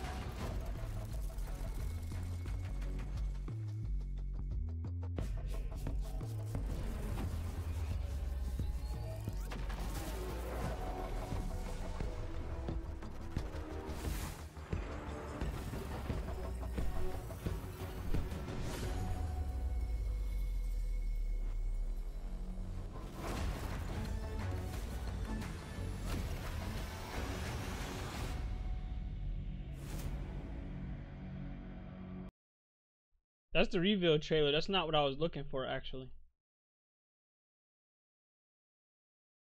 Between game worlds and data streaming rates so high that traversal speeds are essentially unlimited. You okay? I'm working on it. Tempest 3D audio tech brings an unparalleled sense of immersion. Question: does anybody know what game this is? I'll actually give this shit a shot. With audio so real, you may not even need to see the enemies to know exactly where they game are. with the flaming ass god I was about to attack. Finally, the DualSense controller has haptics that let you feel through your hands what your character is experiencing inside of the game. Hear about their desire for more graphics performance. At 60 frames per second, and that leads to an aspect of modern gaming that we're all familiar with: graphics modes. It can be a difficult choice for players. Fidelity modes emphasize the visuals, typically through higher resolution rendering. These modes might also have enhanced detail or use more ray tracing. But the games only run at 30 frames per second. The visuals can be choppier and the controls less responsive. Performance modes emphasize frame rate and interactivity, typically choosing to run at 60 frames per second. Mainly by reducing the graphical detail until those frame rates can be achieved. When asked to decide on a mode, players are choosing performance about 3/4 of the time. Removing that decision, or at least narrowing that divide, is one of the key targets for PlayStation 5 Pro. Okay, so what they wanted to focus on with the PS5 Pro was make it so that you would use more of the fidelity mode than the performance mode. Okay, that's one thing. What's next? Because I didn't look at the whole fucking trailer. We made the GPU much larger and increased the speed of the memory it uses. The result is rendering that's up to 45% faster. Second, we made major upgrades to the ray tracing, taking a streamlined and accelerated approach. I'll be honest, I don't give a fuck about ray tracing. PSSR analyzes the game images pixel by pixel and can add an extraordinary amount of detail, which boosts the effective resolution of the games. Game creators are adding PS5 Pro support to new and existing titles, and with the big three involved, the results can be pretty amazing, with graphics showing something like fidelity levels of detail, but at double the frame rate. Here's The Last of Us Part 2 running on PS5 Pro. I'm gonna tell you this right now, even with the little bit I saw, this is a massive red flag. Because you're showing off a game from the PlayStation 4. You're not giving us anything new. And you showed me Ratchet and Clank Rift Apart. That's the one PS5 game for me y'all showing off, which is one of y'all best. targets a super. But it already 60 came out. frames Everybody per second. already beat the game. Let's compare this to the fidelity mode on PS5, which is only running at 30 frames per second and is therefore much choppier. This goal of delivering almost fidelity-like graphics at performance frame rates has been achieved for a broad... You're showing Spider-Man 2, which is great because it's your recent game, but guess what? Everyone already went through it. set of titles, including They love the game. Spider-Man 2, But people can easily go buy it. I Ratchet just mentioned Ratchet and Clank. You can Rift Apart. easily, We can see that you can PS5 buy it Pro and have is fun close and to go through doubling with it. the After that, what's PS5. next? Another way to compare the two consoles is to look at PS5 Pro versus performance mode on PS5. Okay, that's it. Let me skip ahead to anything else y'all gotta show. For smoother Not and too more thrilled. responsive gameplay. This is the big three showing their value. So, larger GPU, advanced ray tracing, AI-driven upscaling. As you've Okay, been seeing, I can tell you this right here, just off of me personally. If you are not a graphically intensive person, two of these won't mean shit to you. Right off rip. Okay? They will not mean a damn thing to you. AI-driven upscaling, that means like increased images and ray tracing, which isn't ray tracing more about the images as well? I'm gonna be real. Damn near nobody gives a fuck about that. And if they do care about it, then guess what? You'll see it on the PC side of things. machine learning via the PSSR library is being used quite broadly to add pixel detail and boost frame rate. But there are as many approaches as there are game engines. The increase in raw GPU power is being especially effective for Horizon Forbidden West. Apart from the detail... I'm sorry. No. Horizon Forbidden West is beautiful enough. You can't extend it any more than it already has. What more could you possibly go with Horizon? I'm dead ass serious. Yo. I will turn on Horizon tonight, and you will see it by itself how good Horizon looks. And this is just on performance mode alone. You do not need anything else with this game. You really don't. What the fuck could you possibly do to increase the quality of this game that it hasn't already been done?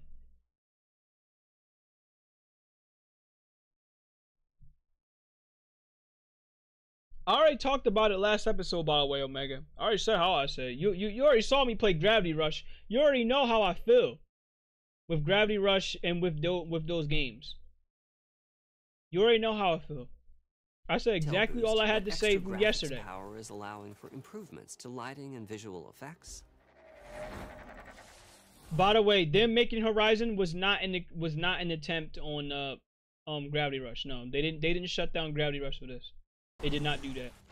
Guerrilla's their own thing. To the hair and the skin.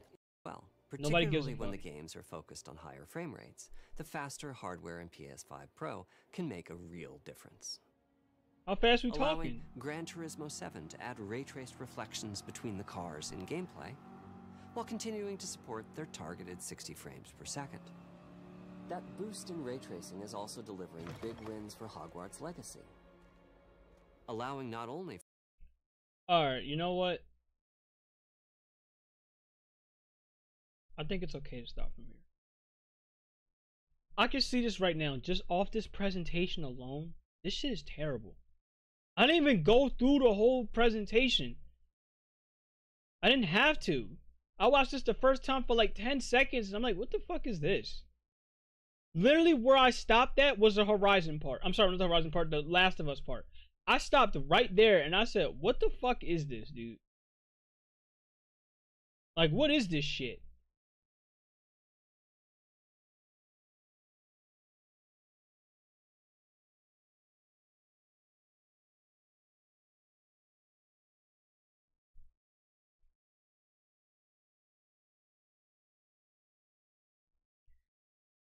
I gotta tell you, for you to sit up there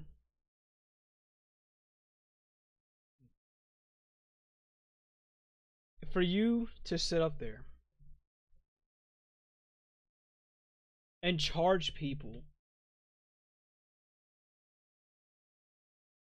$700 for this fucking console. It's a fucking disgrace. I'll talk more about that with the NFL in a little bit. I know y'all caught that tweet, but I'll talk more about that in a little bit. But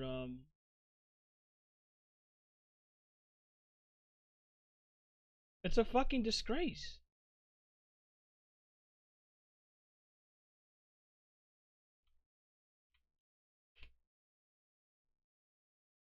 You charged people $699, $700 for this shit.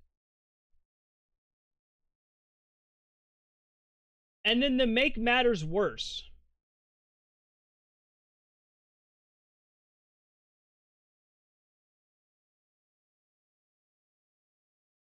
you charge people. Sir, it's a criminal offense. Sir, it's a criminal offense to resist the electricity. He's resisting arrest. Taser him again, Eddie. To make matters worse, they deserve that, by the way, Fuyu. To make matters worse, I'm not kidding. Where the fuck is it? Where the fuck is it?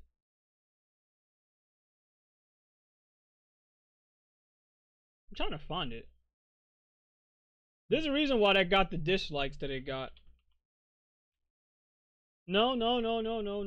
Here it is right here. I'm sorry, no. Right here.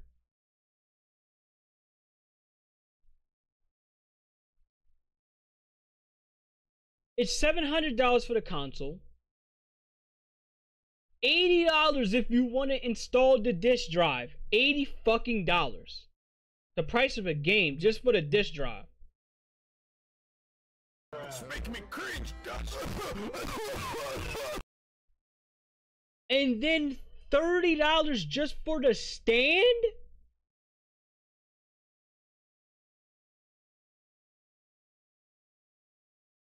This is not even talking about taxes, and you're already up at $800. Now, in my case, that won't be. In my case, I don't gotta worry about the stand.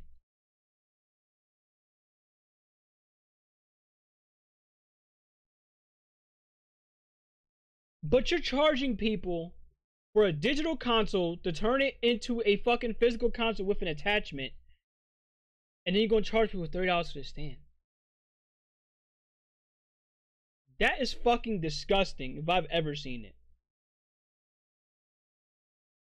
And I'm sorry, but Omega's right. What exclusives? What exclusives? The exclusive I've already got? Only got what? 2 exclusives? 2, 3 exclusives? From this console, which is God of War Ragnarok. I haven't even played it yet. I know it's good, so it's not a shot at the game. It's God of War Ragnarok, Ratchet and Clank. What the fuck else? Final Fantasy 16, Final Fantasy 7 Rebirth, which is about to get on PC and Xbox very soon, so it's not gonna matter. It was timed exclusive. So you might as well take that out the door. Erase that shit.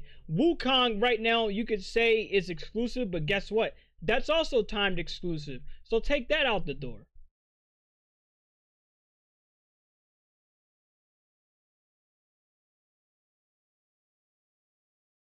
We thought that the whole Xbox One situation was bad, and sadly it is, and I still say it's probably up there as one of the worst to have happened. Because at the end of the day, Xbox paid for it when a lot of people went over to PlayStation.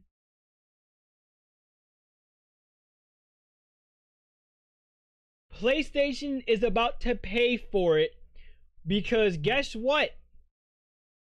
$830 or $800 flat. I'm sorry, $800 flat.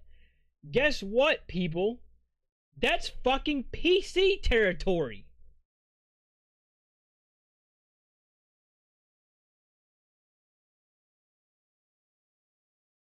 That's literally PC territory you're fucking with here.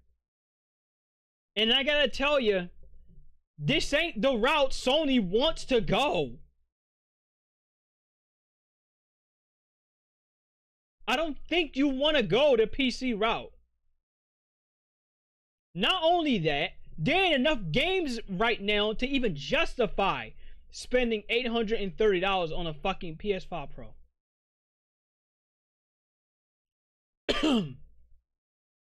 I know, I'm supposed to hydrate, but I have to go downstairs and go get something to drink. But I'm not fucking done ranting on this bullshit yet.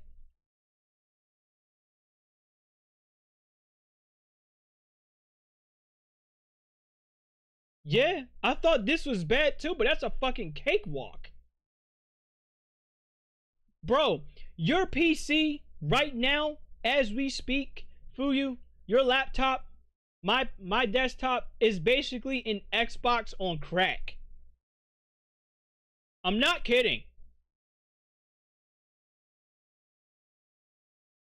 Because you can play anything the fuck you want on PC. Not only that, you get no memberships. You don't gotta worry about spending any extra money. And if you want to play PlayStation games, guess what? Emulators exist. You want to play Nintendo games? Guess what? Emulators exist. You want to play Monster Hunter? Guess what? They got that for you too. Guess what? You got Steam. Guess what? You got GOG. Guess what? You got Epic.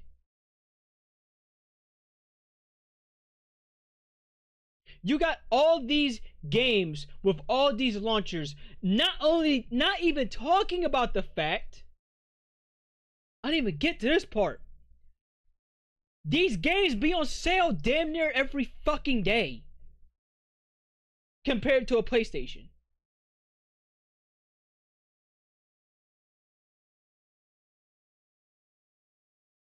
Like, right now, granted, this should have been on sale anyway, but I can get all the Senran Kagura DLC for like $20 fucking dollars.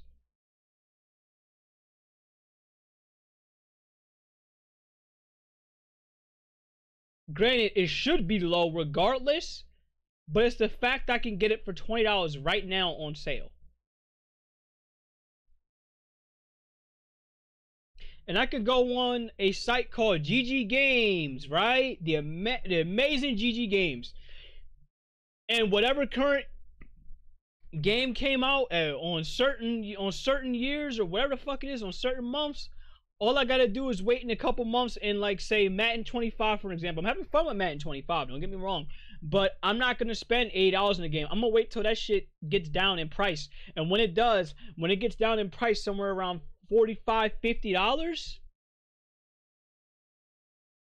maybe $45 to $40, I'ma grab it. And I'ma grab it just by doing it, paying for. PayPal paying for. I'm not even spending the true full price. I'm only spending a little bit of the game here, and then after that, when I'm ready to pay the whole thing off, I can pay it off. Either that or I could wait and then it'll pay off by itself.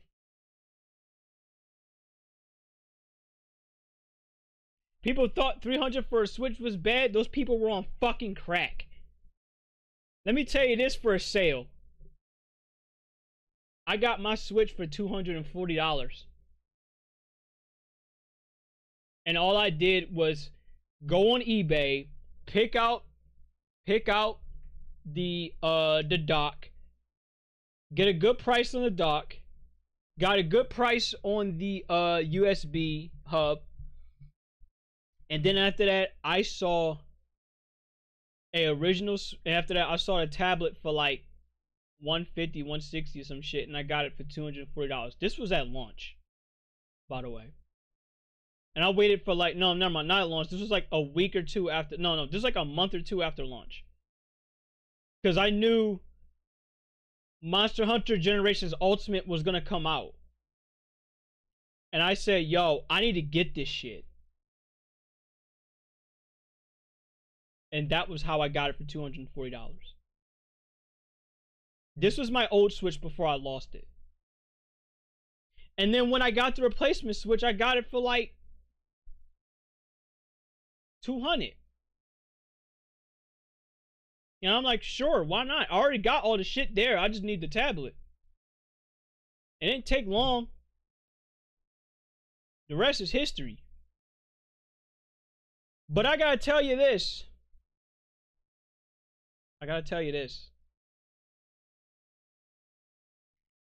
If you are the PC, if you're motherfuckers on the PC, you're about to get more players coming in to PC gaming. I'll be shocked if you don't.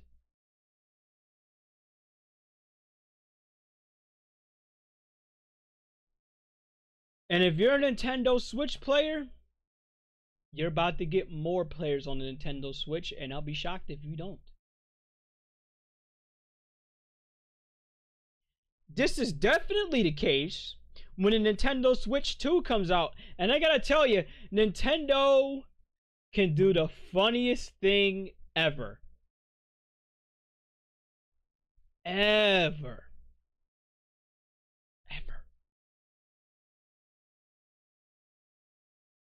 All they gotta do is release the Nintendo Switch 2 for $400, and guess what? Sony is fucked.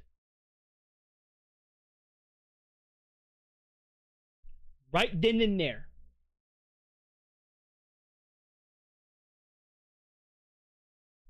All they have to do is make it so that the Nintendo Switch 2 can run games on the same power as the PlayStation 4, and they are fucked. Right then and there.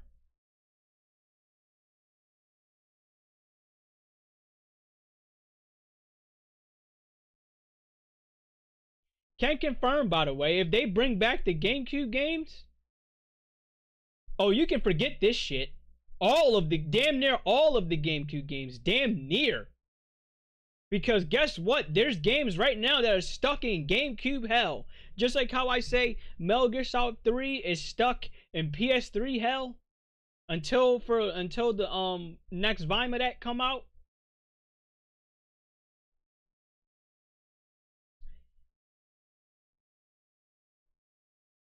If you have people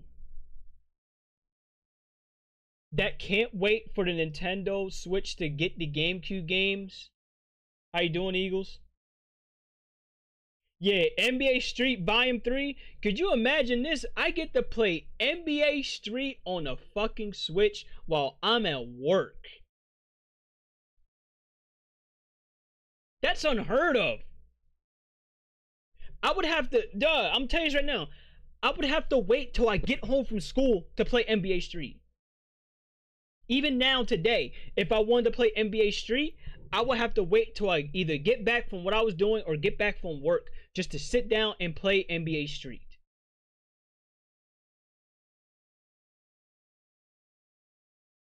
But you mean to tell me I would have the ability to do the funniest thing possible, and that's get NBA Street on my Switch,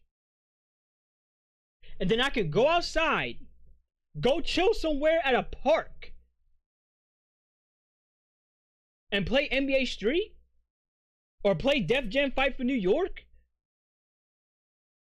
Or play Smash Brothers Melee? Or play Star Fox Assault? Or play Star Fox Adventure? Or play Metroid Prime 2?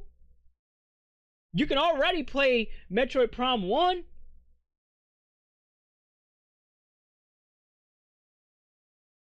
And so on and so forth. And if you mean to tell me I get to play all of these games that I would have had to wait it till I get home and play them all outside if I had the option to do so, the PlayStation, and not necessarily, but yeah, the Xbox, they're fucked. Because it ain't going to take long for me to make my decision with what gaming console I'm going to be playing with for the foreseeable future. And I got to tell you, this is funny for me because I was just talking to my cousin about this. And you want to know what me and him talked about and said? This is what we said. At some point, these next generation of consoles, whether it's this upcoming one or whether it's one a couple years from now in the future, we're going to end up saying, you know what? These consoles are ass because they don't have games that we really want to play anymore. At some point, we're all going to say this.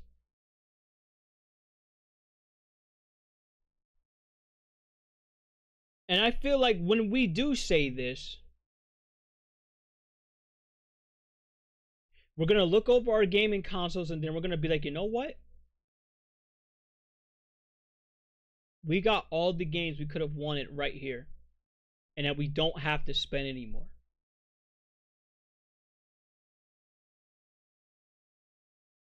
And I feel like the PS5 is going to be that one step that's going to tell us, you know what? That's it. I don't want to buy any more consoles. That's it. I'm cooked.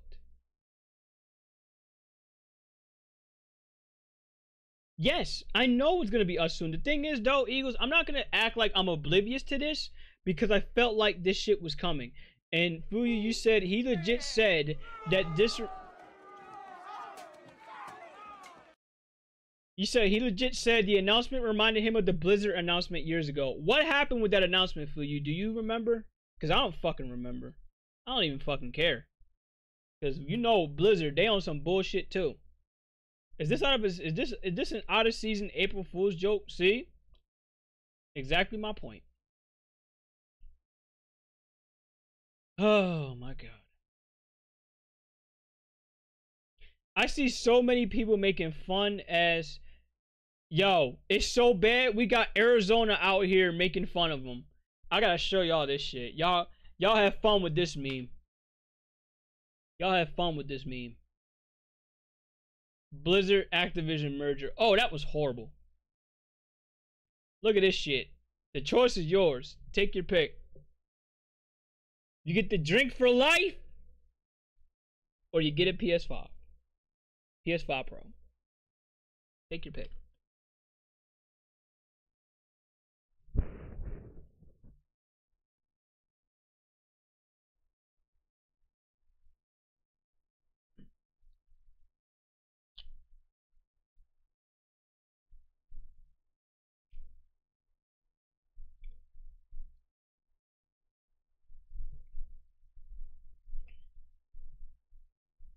Yeah, get me in Arizona. I'm thirsty. Give me in Arizona. Put the Arizonas in the bag, homie. Arizona out here frying you because of how bad this shit is. They legit asked the audience live on stage, don't you guys have a phone? Yeah, that's one way to tell people, you know what? Fuck it. I'm not playing this game. And you want to know what that told me? And that should have told everybody else at the time? That would have said, you know what? Fuck out of here. I'm done supporting your bullshit.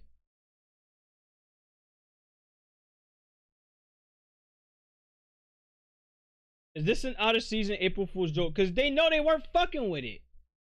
Then they took no more questions, and since then, no more questions were allowed at BlizzCon events. I need to see this shit.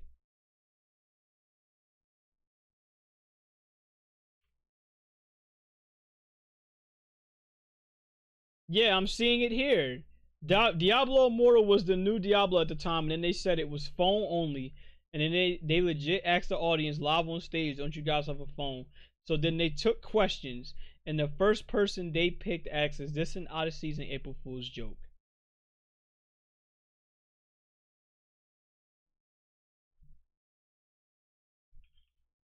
I need to see this shit.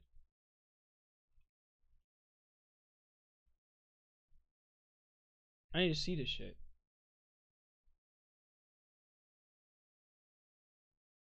Oh yeah, I remember this. Oh shit, I remember this. Fluffy face of Diablo. I remember this all too well. I was curious, I see a lot of mechanics that we've kind of been begging for in Diablo 3 in this. is there any plans to make this playable on PC, or is this strictly mobile forever? Are there any? Yeah, the current plan is to be on mobile, both Android and iOS. We don't have any plans at the moment to do PC. Do you guys not have phones? Yeah, you guys all have phones, got a phone. right? You can play on your tablet too. Yes, it's also on the Switch. You're right. Hello. Oh.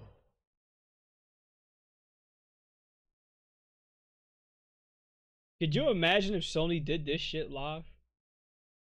Oh my god. It's making me cringe. Oh my god. Could you imagine doing this shit live? With the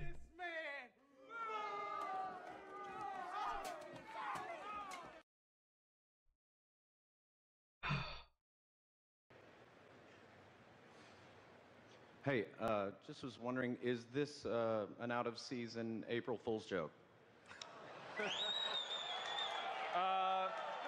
No, it's a fully fledged Diablo experience on mobile, which everybody will get to play, and hopefully. I wonder where he's at. Because I would love to see his reaction to this bullshit with the PlayStation 5. I want to know where he's at. And you know what, Omega? The neck beard ain't wrong. He's not wrong.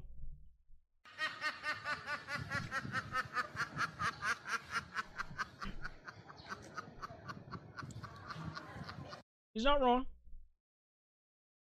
He's not wrong.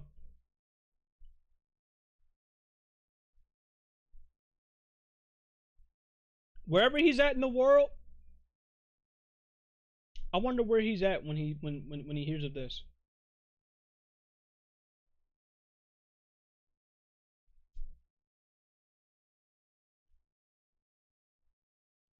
But yeah, PlayStation, man. I gotta tell you, I will say this one more time. You're not stepping into his shoes versus Xbox. And I think Sony needs to really understand what they're about to do. If y'all remember, does anybody remember the PlayStation 3? Does anybody remember the PlayStation 3 at launch? I'm going to give you a throwback to the PlayStation 3 at launch. This is what the fuck was about to go down with the PS3 at launch. Look at this shit. $500. Back in 2005, 2006. $500 for a 20 gigabyte PS3 at launch.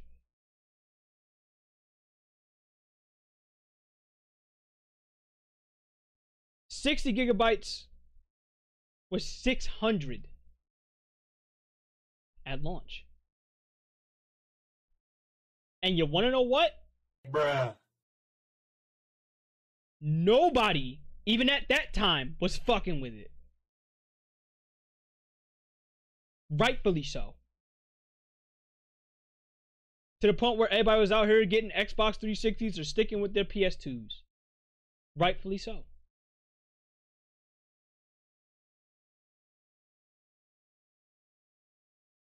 The only thing that even slightly saved the PS3 was the fact that they had a different version. They had a slim version, of course. You know, they had the Blu-ray with it. But you want to know what else that I found crazy? I'm going to see if I could find it here.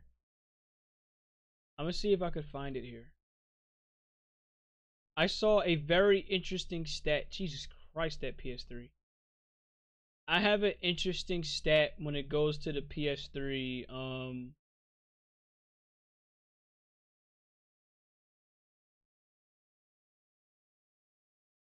If I could find it.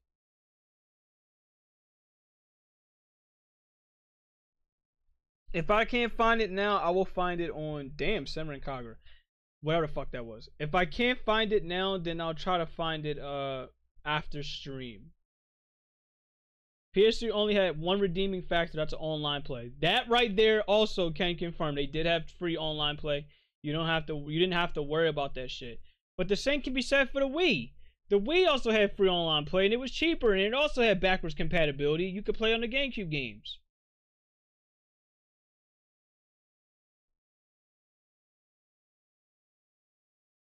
Here it is right here.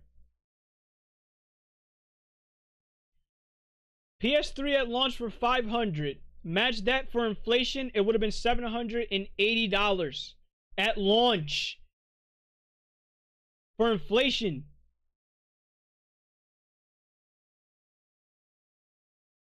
Like, you see what I'm saying? From 2005, 2006, even that was unnecessary. You have to factor in taxes as well, which people don't seem to understand here. Taxes, this shit would have been at least skyward to like $600, $700. And even then, that was unnecessary at that time. Still was at that time. Still is now. If you find that shit on eBay somewhere.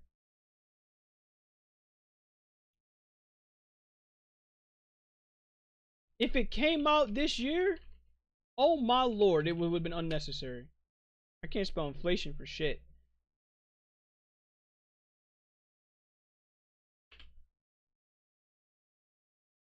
Here it is right here. Here are the inflation adjusted prices for the mainline PlayStation console since launch. PS1 $611, PS2 $546, PS3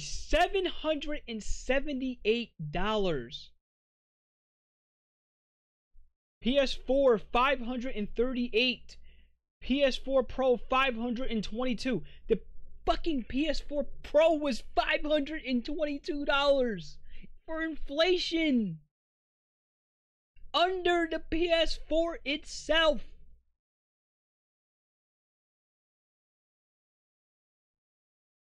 And the only thing that justified if you wanted to get a PS3 was all of these right here. You had the PS1, PS2 built in, a DVD player, a Blu-ray player, and a PS3. I gotta tell you, in all blunt honesty, if you can find yourself a launch PlayStation 3 that had backwards compatibility at that point in time, you got the ultimate PlayStation console. And if that shit still works. And if you can fix it, keep that shit for life.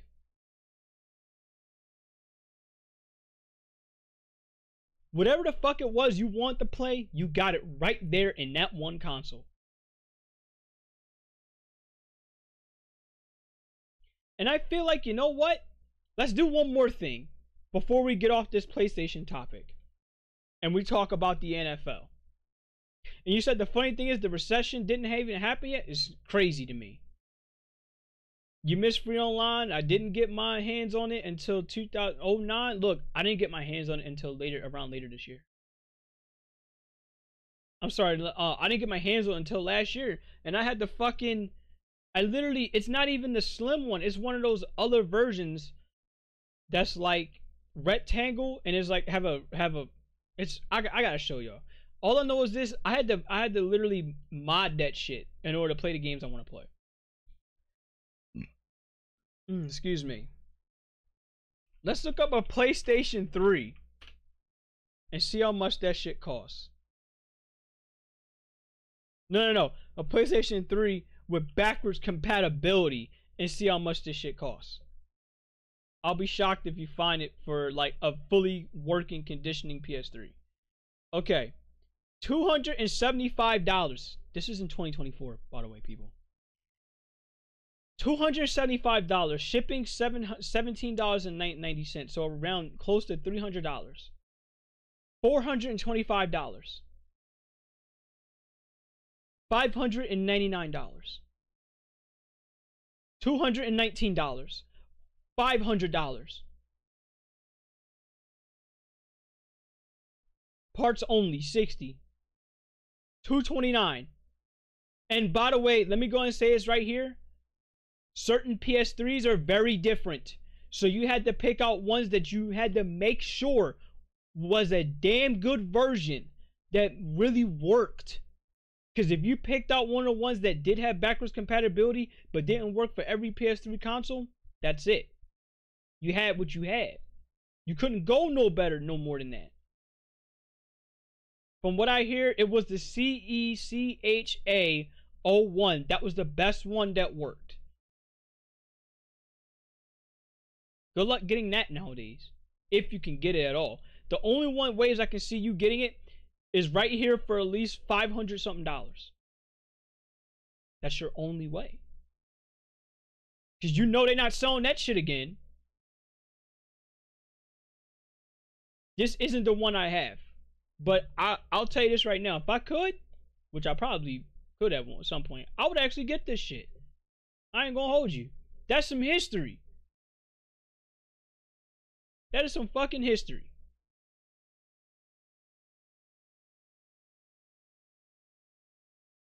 But as you can see, there's a reason this console is still at such high price and high demand even in the year of 2024. You can get a PlayStation 2 at any point. That's not a problem. But what's hard is getting a PlayStation 3. And then not only that, now, right behind it, in my opinion, when it goes to consoles, is the fucking Wii U. Because look at this shit. The Wii U is not too far behind. $284, $135.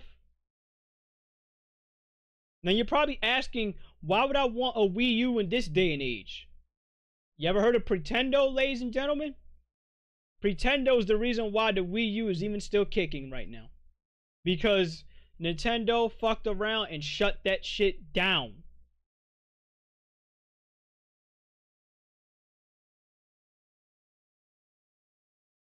So if you still got yours, you better keep that shit. The only reason why I would want a Wii U console right now is just so I could dump the files, the online files for this, and put it on my computer just so I can play online. I wouldn't need it after that. I'm gonna be honest with you. If I could, I give the Wii U to like Fuyu or some shit. I give it to Fuyu, or I'll give it to Bao and he could just play with this shit. I give it to somebody. Cause I wouldn't need it after that. I'd be like, all right, I got my online files. Here, I'm gonna toss it to you. You can have it.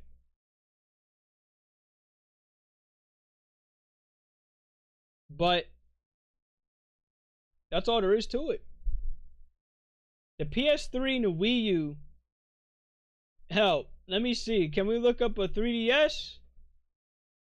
Let's look up a 3DS. Let's see how much a 3DS costs now.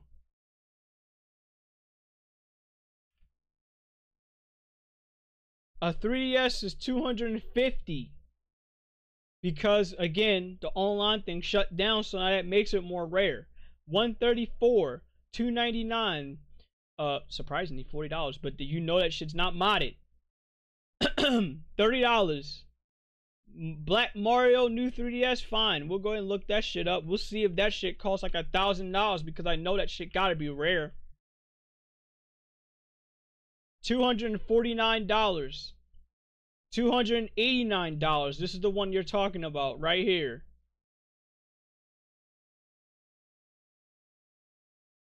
Only with a slight scratches here and there, but still pretty damn good. Now, if you had it in mint condition, it'll probably skyrocket to like 500 or some shit. Wood grain, 265. But you get my point. These consoles nowadays, if you want to get these and have some old school fun with them, you gotta be paying a pretty fucking penny for them. But you want to know what?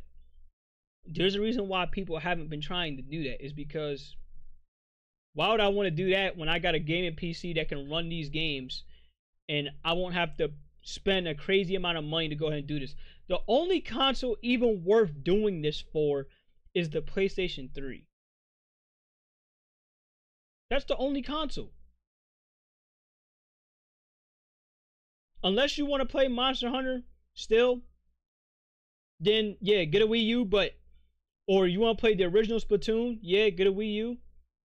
But as far as getting the ultimate PlayStation console, there's a reason why the PS3 is still costing around $300 to $500, which is roughly the same price as a fucking PlayStation 4 and PlayStation 5. And you probably can now. I don't know if you still can. I gotta look that up. You can't have a modded 3DS. I don't know why. What about PSP? I had Spyro 3 PS1 version on it. You want me to look that up on eBay, or are you talking about with PC? If you're talking about with PC, you can run a PSP emulator with no fucking problem with this. But sure, I'll look it up. PSP console. $100 to $200, depending on which one. 20 to 150. 179. 119. This is Japan edition. Excuse me. 90 to 140, 75, 40, 92, 94, 100 to 150. So it's around $150 roughly, depending on which one you're going for. And you have to make sure that when you go on eBay, people, make sure you go to people that are absolutely trusted. Do not be sitting up here trying to get these consoles and then you're not paying attention to who's selling it from, because then that's how you end up being mad as fuck out here, being like, oh, you know, I got it from the wrong dude, when you didn't take a look and do research and see if they were trusted or not. So if you don't do that, I gotta tell you, that's your ass. Thanks for reminding me I need to get Phantasy Star Portable 2 Infinity. Only bought from sales of 100%. I would say it's either 100% or it's 99 or 98. If it's not high 90s to 100%, I'm not buying it from you. That's how I see it. And if I always make sure when I get on their shit, I go to their name, I go to feedback, and I go to the positives, but I make sure when I go to this shit, I go to 1 month. So that's as recent as we can get. If you were anywhere in the negative or neutral, I ain't fucking with you. But if you're on positive, I'll be like, all right, you might be worth something. Like right now, as we speak, I just bought me a new mix amp. Okay? I bought me a new mix amp because I needed the new mix amp. You already know my issue, right? I saw this mix amp for like $40. Already charging me $52 because of the shipping and the taxes. And I got the package and shit coming here.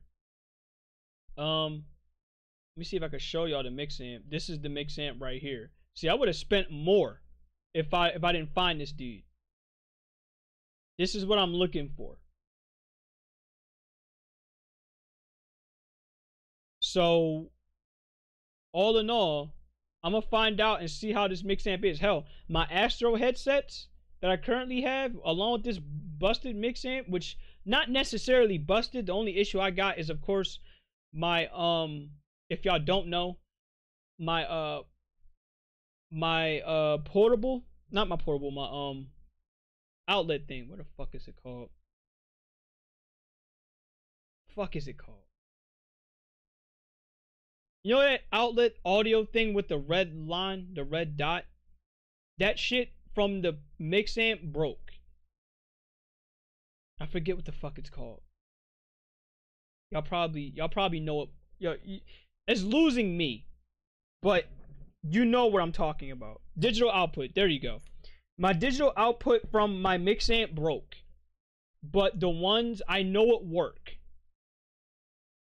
I know my computer one works. I know my Xbox one works. I know my PS3 one from their outlets. I know they work. Because I never used them from my Xbox and my PS3. So when I plugged it in my PS3 and I tried to use it from here, it stopped. It doesn't want to work. Like, I can't pick up any sound or nothing. And the only way I'm able to hear the alerts and shit is because I have to press the monitoring button. And that's how I'm able to hear what you hear. Until I'm able to get my new mix amp here. We all know how greedy what WOTC is. I forgot. Oh, you talking about the guys who do D&D? Them. Okay, I remember because Ducky be getting in they ass about it. Wouldn't buying every D&D book be cheaper than this new PS5? Sadly, yes. I mean, you can go ahead and give me a few off the top of your head, but I feel like it would be. That's the sad part. Outright, straight up, yes.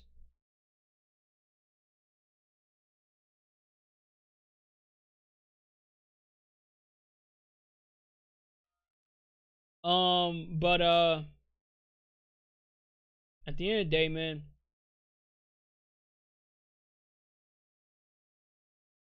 I'll just say this one more time, and I'll keep it like this. And then we're going to go on and we're going to talk about NFL as our last topic. When it goes to the PS5, you're treading in deep water. I'm sorry, when it goes to the PS5 Pro, you're treading in terrible water. Because you're not worried about competing with Xbox anymore. Xbox doesn't care.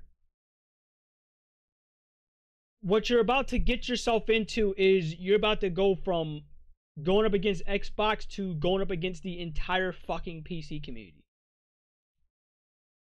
And let me tell you, an $800 PC can do just as good as a PS5 Pro, if not more, and has more positives than you think just for a PS5 Pro. And it won't be close. You have emulation at your fingertips. You have modded games at your fingertips. You have sales at your fingertips. You can pirate games for God knows how. For Christ's sakes, you can pirate games and play them if you want to. Tell that to Activision. When they tried to, I talked about this earlier. When they tried to fuck around and shut off the mod team that tried to do Modern Warfare 2 multiplayer, remastered multiplayer, and they shut them down, but people still fucked around and got the files. And I played that shit, and I was like, you know what? This definitely is a good reminder of what it was like to play Modern Warfare 2 back then.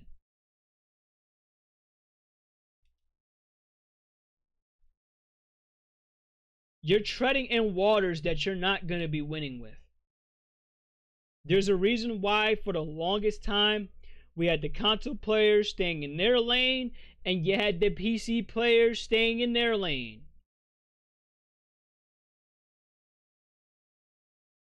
Whoever buys the PS5 Pro is willingly and foolishly committing Sudoku with their wallets. Literally, that's what this is. But hey, look, if you want to go ahead and do that, go right on ahead. And sadly, there's people on social media that they are going to do that. But you know what? I ain't going to judge them. I'm not going to judge them. You want to know why? Because I'm going to let time do it for them. I'm going to let their own judgment of them getting their consoles do it for them. And then we're going to see how they feel if they think it was worth the money.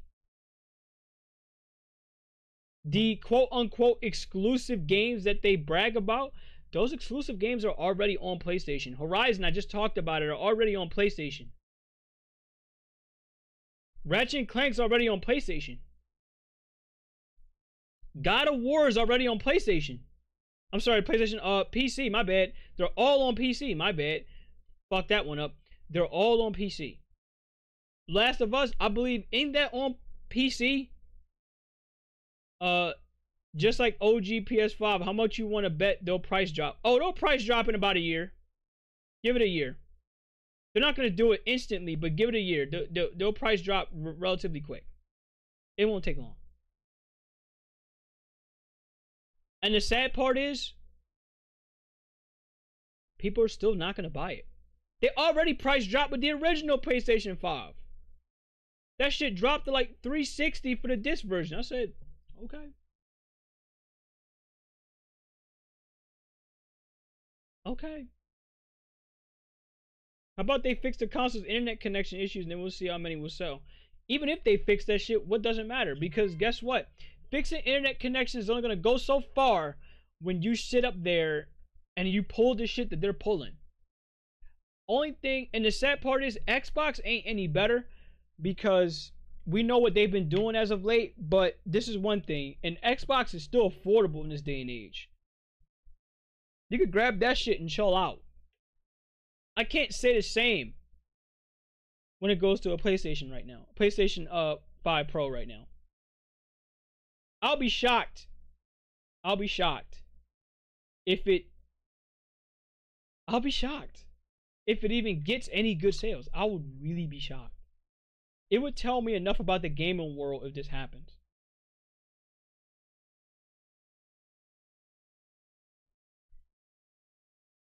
I've been chilling with my Series X the entire time. I mean, continue to, bro. It's great. Just continue doing what you gotta do with that. Just keep chilling with that. Keep having some fun. Alright, that's all I can talk about when it goes to PlayStation. If y'all got any last comments, let that shit rip. Because you know what we gotta talk about. We gotta talk about the sports, man. We gotta talk about football, man. You're not too happy about it? That's why I said there's pros and cons with these companies. And Xbox proving my exact point. So, let's talk about it. NFL. Let's get to it. I can't do it from Google like I did last time. That's fine. I really don't want to. That's fine. But we're going to talk about this, okay? Let's talk about the first game of the season. Chiefs versus the Ravens, 27-20. Chiefs won. Let's get to the stats real quick. Stats are on the right-hand side. Lamar Jackson went 26 of 41, 273 yards, 1 touchdown, 0 interceptions. Lamar also ran for 122 yards and had 16 carries. Derrick Henry, 13 carries, 46 yards and a touchdown. Isaiah Likely, 9 receptions, 111 yards and a touchdown. And everyone else is blah, blah, blah, blah, blah, blah. Don't care. Oh, interception from Roquan Smith. He did pick off Patrick Mahomes. Now, Chiefs side, Patrick Mahomes, 20 of 28, 291, 1 touchdown, 1 interception. Isaiah Pacheco, 15 carries, 45 yards, 1 touchdown. Xavier Worthy, 1 carry, 21 yards and a touchdown. Of course, you know, Xavier Worthy also scored again through the air.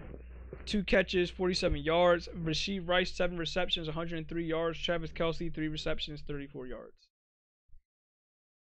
Okay, my thoughts on this game. I gotta tell you, if this was a rematch right now, I think the Ravens, if they cleaned up the bullshit mistakes they had in this game, they would have actually won. In fact, that they were literally a toe away from beating them, or better yet, tying them and sending them to overtime. They were a toe away.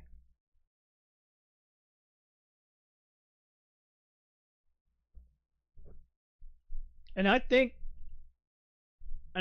from right there, if I'm a Ravens fan, I won't be too mad about the loss. I mean, yeah, it sucks. You lost by a toe, but just know that, you know, you can get these motherfuckers. You know what I mean? You can get them. I don't want to see KC go back to the Super Bowl when we get around to it. Honestly, I don't think any team would want to. I think they're tired of Kansas City shit. But I gotta say, if I'm Kansas City, man, look, you escaped the Ravens. Don't think for a second that this won't be the only tough team you'll be going up against this season. You'll be going up against more of them. And they now will be gunning for your ass. So, Pat Mahomes better continue doing what he's doing. That magic better keep going, because I tell you what, it's been a while since we haven't seen him in a Super Bowl. But I think this is one time where I think they're going to get hit with a Mack truck this year. The media, the rest love him too, because guess what? The illegal formation penalties is mostly called on the Ravens and not one time called on the Chiefs, which is fucking insane. Absolutely insane. And the bullshit with the Chiefs and the refs need to stop. Because if we called it exactly 100%, Chiefs are losing these games. And the only reason why they're not is because they have star power on their side. We know this. We know this.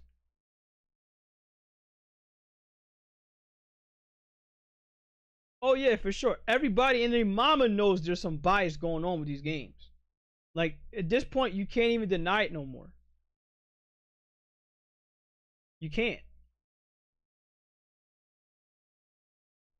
All right, next one, of course, we got my Eagles versus the Packers, man. Eagles beat the Packers 34-29. Take a look at these stats real quick. Of course, Jordan Love, 17-34, 260 yards, 2 touchdowns, 1 interception.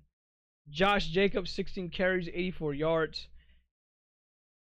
Emmanuel Wilson, 4 carries, 46 yards. Jaden Reed, 1 carry, 33 yards, touchdown on a reverse. Jaden Reed also scored again. Him and Xavier Worthy both had fun with the reverses and the catches. Jaden Reed, in my opinion, had the better game. 4 receptions, 139 yards and a touchdown. 38 yards and a touchdown. Romeo Dobbs, 4 catches, 50 yards. Christian Watson, 3 catches, 13 yards and a touchdown. Honestly, I thought he was going to do more in this game. I'm shocked he didn't. For interceptions, Josh Jacob fumbled the ball, but he didn't lose it. All right, Jair Alexander, Xavier McKinney pick off Jalen Hurts. We're going to take a look at the Eagles. Jalen Hurts, 20-34, 278 yards, 2 touchdowns, 2 interceptions. Saquon Barkley with a fucking crazy debut. 24 carries, 109 yards, 2 touchdowns. Jalen Hurts, 13 carries, 33 yards. They made sure he didn't want to run the ball, by the way. A.J. Brown, man. 5 catches, 119 yards, and a touchdown. Smitty, 7 catches, 84. Dallas, 4 catches, 31. Saquon again, 2 catches, 23 yards, and a touchdown. And whatever happened is whatever happened. Of course, Reed Blankenship, I know he picked off Jordan Love. That was fucking great. I could tell you this with this game, it's a shame because what happened in this game, as y'all know, Jordan Love got hurt at the end of the game. He got hurt. So it's going to be a weird period right now for the Packers where they have to deal without their quarterback for like 5 to 6 weeks. And I wish them luck on trying to do this. I don't know how.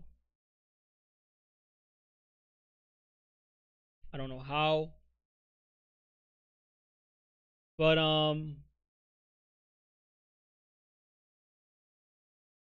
yeah, I wish them the best of luck. I don't know how they're gonna do this. Thank you for the ban, Fuyu. Because he fucking deserved it. Strike that motherfucker down with the Thor hammer. The Mjolnir. But yeah, I wish them the best of luck, man. Because like losing your starting quarterback already in week 1, it's a rough disadvantage to have, especially when you're dealing. It's a MCL injury. It's not torn, but it's sprained. So he's out for a few weeks. But if they can pull it together, if they can hold on for a couple weeks, if they can steal a couple wins here, they might be. The Lions might want to look out if they can steal a couple wins. I don't know if they will, but they can try. For the Eagles in this case, I'm gonna chalk it all up mostly to the first half being preseason jitters because they didn't play their offense at all in the preseason, which we knew coming in that was going to be a problem. When you don't do anything with your first team starters on preseason, this is bound to happen. You're going to start out extremely slow. Jalen Hurts didn't exactly have the best game, but he had enough of a game to win, and that's what matters most when your guy comes in and he gets you that dub. That's really all that matters. I think they can do better as games go along. So we'll see what will happen when they go up against the Falcons on Monday. But defense was the highlight for me. I get why he didn't, but this was the result of it. But mostly I have to give credit to this defense in this game. I understand they gave up. King Joshua was good. Well, well, tell me this. That's a ridiculous price. You paid $950 for a PS5, bro. You want to know what's crazy, King Joshua? You can literally take that $950 and make a gaming PC out of it. There you go.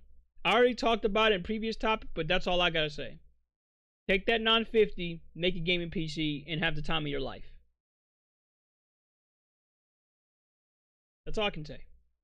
But yeah, when it goes to the Eagles, that defense performed so damn good. So damn good.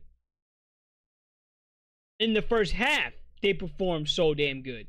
But in the second half, as you can see, they just barely hung on. They only gave up 29, and Danner almost gave up 30. They almost gave away the game. So, not a good look. Not a good look. Not a good look if you are the Eagles defense in the second half. But the first half, they did great. So, all I gotta say is this. I'm gonna chalk it up to preseason issues because we see how this shit go. In the NFL, if you don't see certain teams in the preseason, if you don't see their starting guys in the preseason, this is bound to happen where they're gonna start out slow as fuck. And they're gonna want to wish they had started at least a couple games and got acclimated in the preseason. So the fact that this happened the way that it did with the Eagles, it's a good game. Don't get me wrong, very good game, because I knew coming in the Packers weren't gonna get blown out by the Eagles. Ain't no fucking way. They're talented enough to not get blown out, but they're not talented enough to beat them. That's what I felt like it was coming in. So Eagles won. Now let's get to the Falcons. You know what I mean? Let's get to him. Saquon Barkley, let's hope he keeps doing what he's doing. Phillies, what the fuck are y'all doing? Oh, no, not that. Okay, next game. Steelers, Falcons. Speaking of them. Packers going through it without Rodgers. Oh, just trust me. Wait till I get to the Jets and 49ers. Steelers, you know what? I'm not even going to talk about stats. I'm going to be honest with you. This shit is embarrassing. Steelers beat the Falcons 18-10. And I want you to see one thing that's very common with the Steelers right now. And I want y'all to point out exactly what's common with this Steelers team when you see these stats. What's the one thing in common that all of these players have right now as you look on these stat sheet? If you can't see it, I'll go ahead and tell you. What's the one thing in common? Omega, he don't got a clue. Fuyu, do you have a clue? Joshua, do you have a clue? If you can't, that's fine. I will happily tell y'all. Because I gotta tell you. Yeah. Definitely defense. For sure, defense. Defense had a lot to do with this game.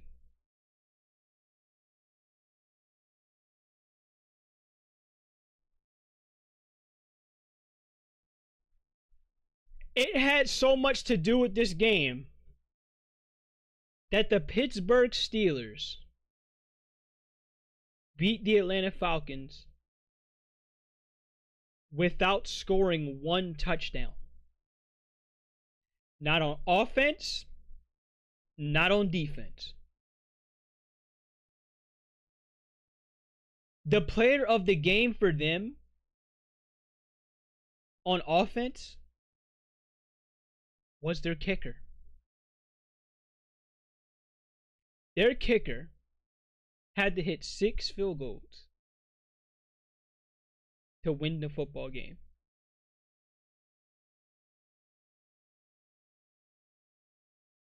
Y'all know how embarrassing that is to have that happen? This is why I said, if the Falcons come in like this on Monday night,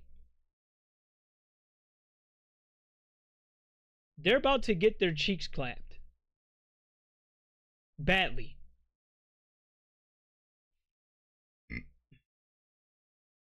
You got beaten by a football team that didn't put up a single touchdown. Not one. Not one.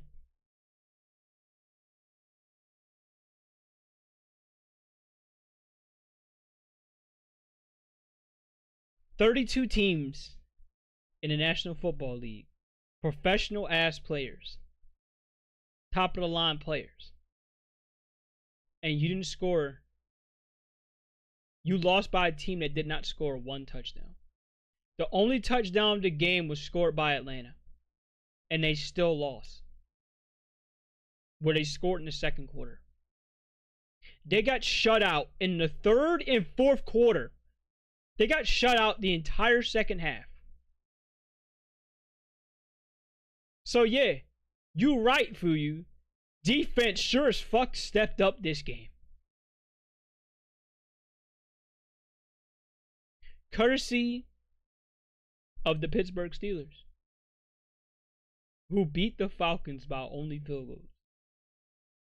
I can't stress. No. Because we're going to get to them. But I just want to stress how embarrassing that is. How the fuck do you lose to a team without getting a field goal? I'm sorry, without getting a touchdown.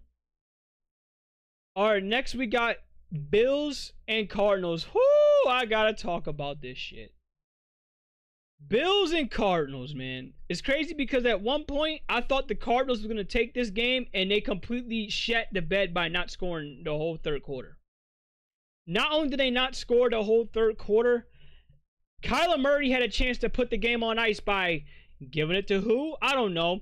Marvin Harrison's son, Marvin Harrison Jr., at the end of the game, and they choose to not do it.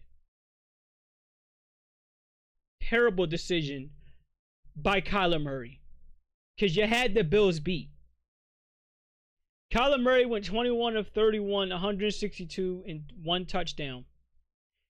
James Conner scored a touchdown. You see all this. This is their stat line, but you want to know what you really rare? Would you know what you don't see as much here? Marvin Harrison Jr. No, and I'm serious here. When we're done here, okay, I want you to look up Marvin Harrison Jr.'s highlights from Ohio State. I want you to look up Film Room on Marvin Harrison Jr. When you see that film room and you come back to this game, you're going to be asking yourself the same question that I'm still asking. Why the fuck did you not give the ball to Marvin Harrison Jr.? He was the first... No, he was what? The second overall pick. Stupid. I'm not going to let you get the chance. The second overall pick in this draft. For a reason. I had not seen a wide receiver drafted that high in God knows how long. And you don't give him the ball. That is complete and utter malpractice. And more so, you don't give him the ball when he's wide open.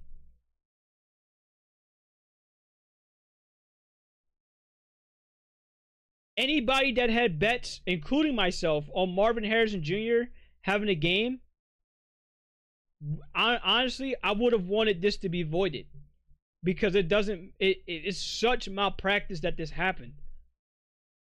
That your top 5 pick in this draft and you don't give him the ball. Absolutely insanity.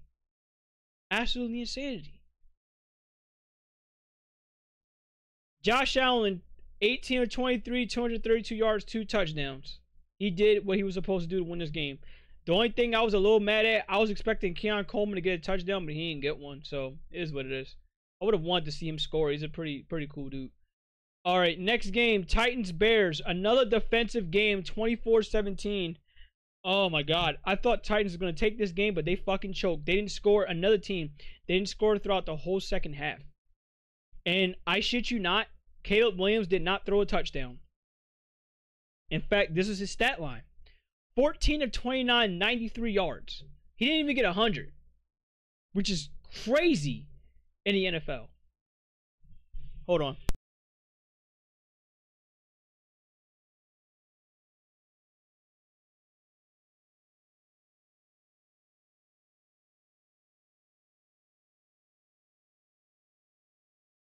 which is crazy in the NFL, because when's the last time you've seen a football game and a quarterback does not throw for 100 yards? And not only did he not throw for 100 yards, he won the game.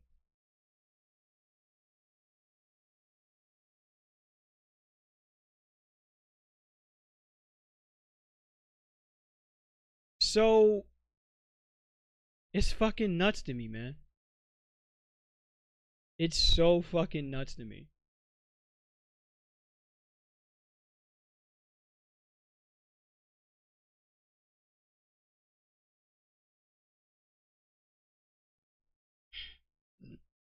But yeah, the Titans, man, I don't know what else I can do to tell you, but you had no business winning this game. By the way, this is another game.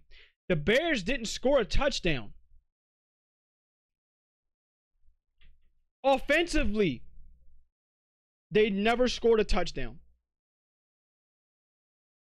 So this is the second team this week, this Sunday, that did not score a touchdown.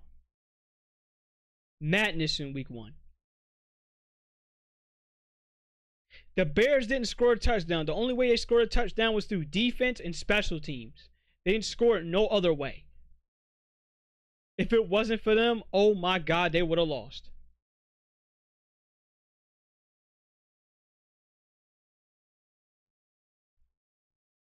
Bears need to tighten up quick, because when we get to week 2, I have a feeling it's not going to be like that again. Okay, next game. Oh my God, I got to talk about this. Patriots versus Bengals. I'll tell you what. If you had your bets on the Bengals winning this game, I would not blame you. Because you would think going into this game that, okay, you got Joe Burrow, you got Jamar Chase, they're going to wreck the Patriots. Nope. No. The Patriots shut them out throughout the whole first half, and that was enough to win them the game. And that was all defense, by the way, because their offense did not do shit. Besides one touchdown scored by Ramondre Stevenson, who had 25 carries for 120 yards, their offense did not do shit. What we have seen so far throughout a couple of these games, it's a fucking defensive slugfest. It's crazy. Like, you would think this is 2005 all over again.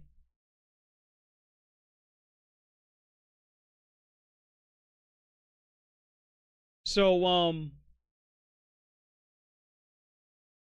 congratulations to the Patriots, man, because I tell you what, I didn't think they was going to pull this off their ass.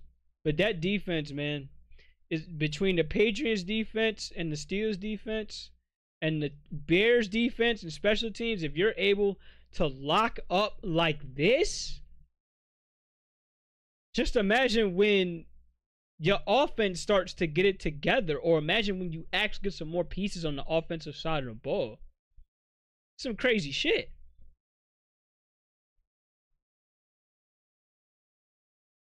So, but yeah, Bengals, Joe Burrow, we need to have this talk, bro.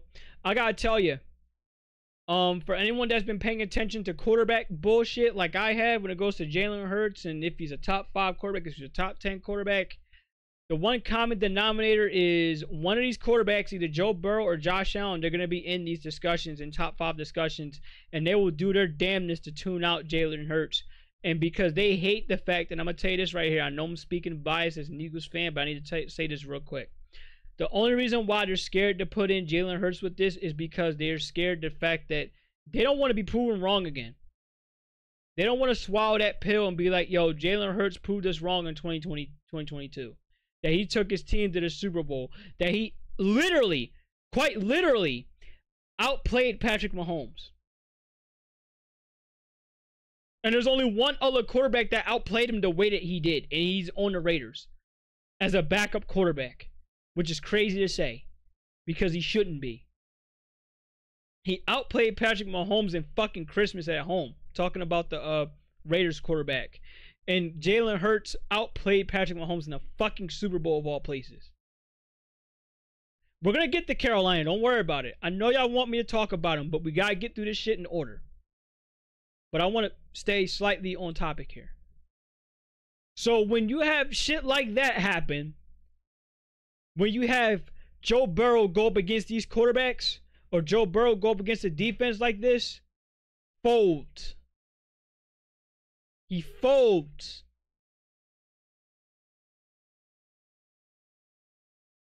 At some point in time, y'all gonna have to have this discussion with Joe Burrow, whether you like it or not.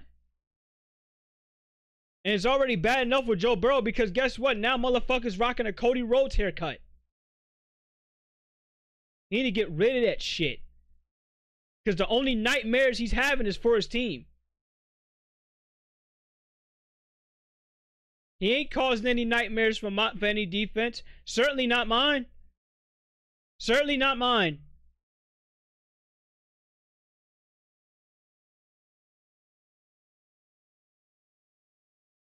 Definitely not mine.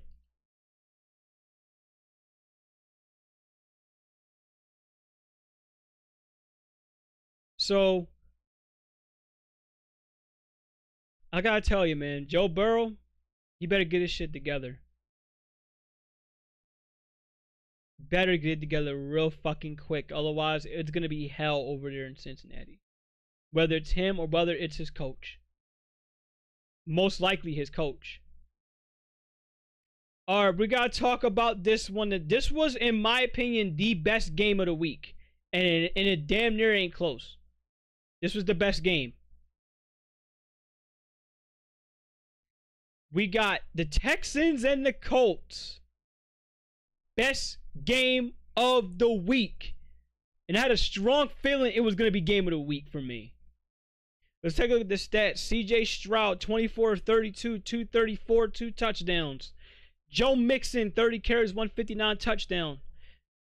Tank Dell, 2 carries, 19, blah, blah, blah. I don't care about all that shit for real. Nico Collins, 117 yards, 6 catches.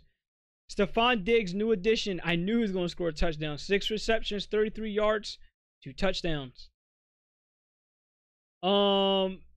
Interception from Kalen Bullock. Everyone else did their job. They did enough to win the game. Colts, Anthony Richardson, 19 of 19. How the fuck do you do this?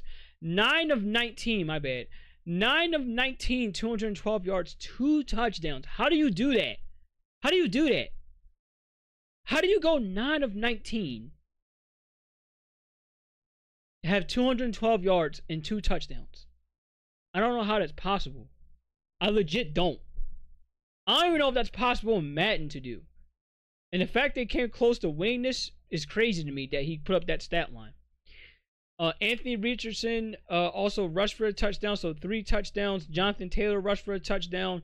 Alec Pierce, 3 catches, 125 touchdown. I will tell you this right now. That 60-yard throw he threw was fucking nuts, and it's not normal. When you have a quarterback that's swaying to his left, falling back, and he still hits a 60-yard bomb, I don't know what more could you fucking do. And the Texans defense, they play perfect coverage. There's not much you can do. A perfect pass will always be to beat perfect coverage, no matter what. And it's fucking insane how that was beaten. Aston Dolan, 1 reception, 54 yards and a touchdown. Michael Pittman, 4 catches, 31 yards. I gotta tell you, I would love to see this game again. And I understand if you're a Texans fan, you'd be stressed the fuck out after that. I get it.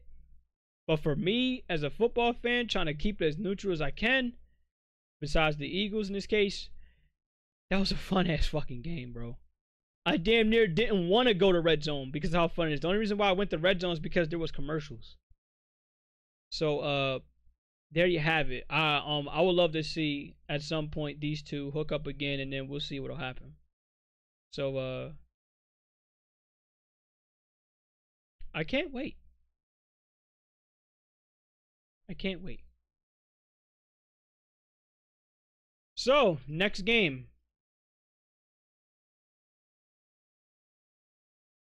Dolphins Jags. I ain't gonna talk too much about it, but I will say this because we do need to cover the situation that happened with Tyreek Hill.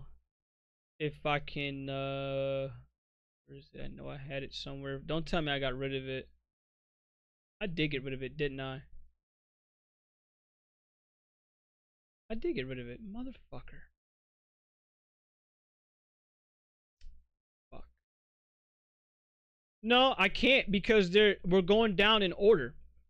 So I can't really do it.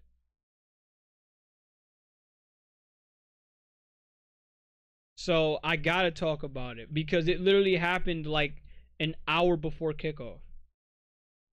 So, okay, the Tyreek Hill situation. Let's talk about this for a minute, okay? So, Tyreek Hill, you can see by these vids, he got pulled over for the police for speeding. Now, we find out with more information that he was driving at 60 miles per hour. That don't sound too fast, don't it? At least I don't think it does. Especially in a highway like this. That don't, I mean, I don't know. I mean, not necessarily a highway, but that's not really too fucking fast.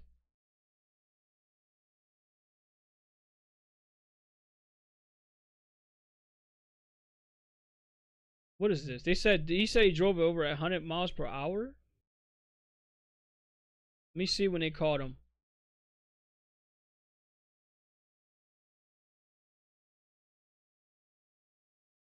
That's not 100 miles per hour. That's not 100 miles per hour. That is not even close to 100 miles per hour.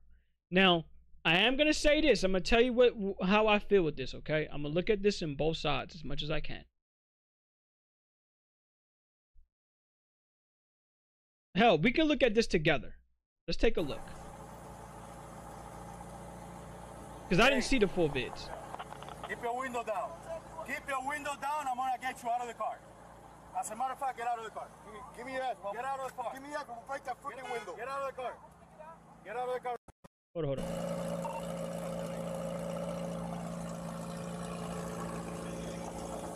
Hold on. Is that a fucking McLaren? It looked like a McLaren. It looked like a McLaren. I think it's a McLaren. I gotta check and make sure. Why don't you have your seatbelt on? Why don't you have your seatbelt on? Like what? Why do you have it up?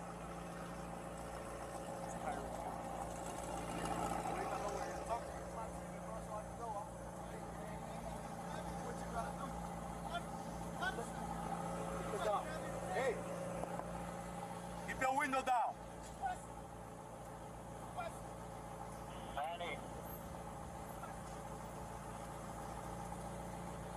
Hey, keep your window down. Keep your window down. I'm gonna get you out of the car. As a matter of fact, get out of the car. Give me that. Get out of the car.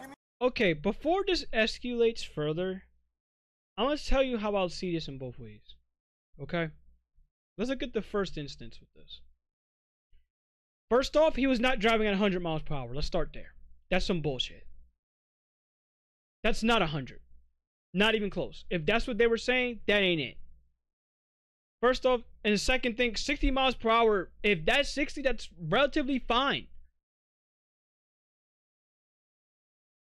That's relatively okay depending on the area that you're at. And from the area that they're at, 60 looks to be okay. It don't seem all that bad. It wasn't any traffic. It was fine. I could see if he was really like going that hard. He wasn't going hard at all.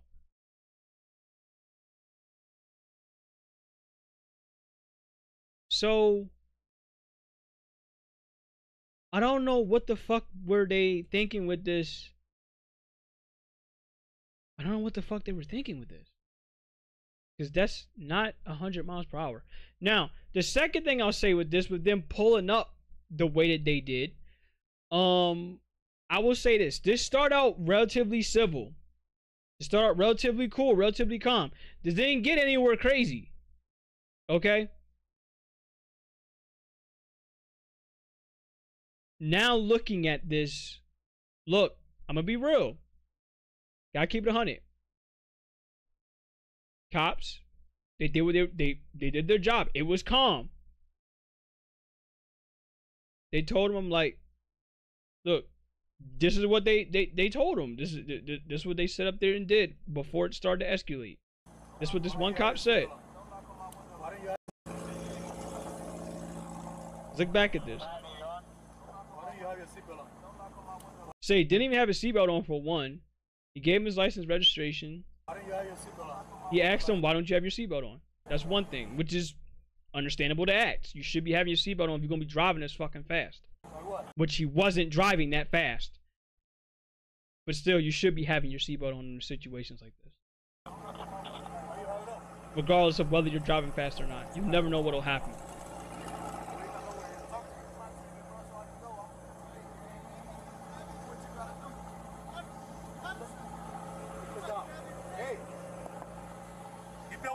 Now, I am going to say this right here. You look at this car here. This car is very fucking tinted. This car is dark as shit. Tyreek Hill, as far as the cop is concerned, Tyreek Hill could be doing anything in that car. Okay? It'd be one thing if this is some other car and it didn't have a whole lot of tint in it. Because at least with a cop car, you still be, at least with a regular car, a cop will still be able to see and get a good idea of what the fuck's going on. Now, it's not illegal to roll your window up. This is not illegal. This is very legal to do. But I get why in the cop's case be like, yo, y'all roll this window down, bro. I don't know what the fuck you'll be doing in this car. I can't even see what the hell you'll be doing in this car. First off, this is a goddamn sports car. This is like a freaking McLaren. Okay? This car is as fast as he is. If not faster than he. No, this car is faster than he is, but look, he's not going to be too far behind if he starts running on foot. But,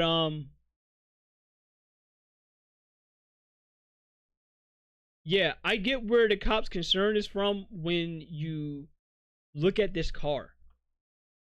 Again, it is dark as shit in this car. He could pull out literally anything. So I'm trying my best to look at this from his situation. Plus to also look at this from the cop situation. You guys see how Tyreek is talking to this dude. Now, I'm sure you've had situations, you have been a part of situations, but not necessarily, like, you've seen it, but you haven't really, like, been a part of it. Like, actually have it happen to you. But you've seen it to where you've seen people get pulled over before. I don't think they'll talk like this to a cop. So Tyreek talking a little spicy to a cop is not the best choice of action here. It's really not. Like, now, I'm going to look at this from Tyreek's point of view. One, you're driving at 60. Two, you're trying to get to a football game. I get it. You're trying your best to get there. And you thought at the speed you were at, you weren't driving crazy. You weren't driving fast. Driving at a normal pace. I get it and I understand it. But where I gotta say he's wrong at is, look, yo, this is not a good idea talking to a cop like this. Especially when you're in a vehicle like this. You're in a fast as fuck vehicle. Anything, you could do anything with this vehicle right now. You could speed off right now and they won't be able to catch you. They cannot catch him in that McLaren. Whatever cars they have, he could literally, and y'all see me do this in Need for Speed games. He could literally go from 0 to 30 and be gone. Right then and there. I'll be like, good luck catching this motherfucker, especially if he knows his way around the road. Gone. So, like, that's the only bad choice of action I see it here for Tyreek Hill is like, yo, you shouldn't have talked to a cop like this. Now, putting your windows up is not illegal. It's a very legal thing to do while you're getting pulled over. If it was illegal, it would have been a thing by now. So I'm not going to hold that against him. But what I will say is this. Talking to a cop this spicy, and then when a cop requests to turn, to put your window down, just fucking do it, bro. Whatever that cop says, just roll with it. The faster you get it out the way, the faster you can get to the football game. You won't have to worry about any other bullshit, you know, later on. It be over and dealt with. You know what I'm saying? That's my point of view. That's my course of action. I don't know about y'all, but that's how I see it. Whatever the cops say he wants to do under this time, just do it. Get over with. Window down.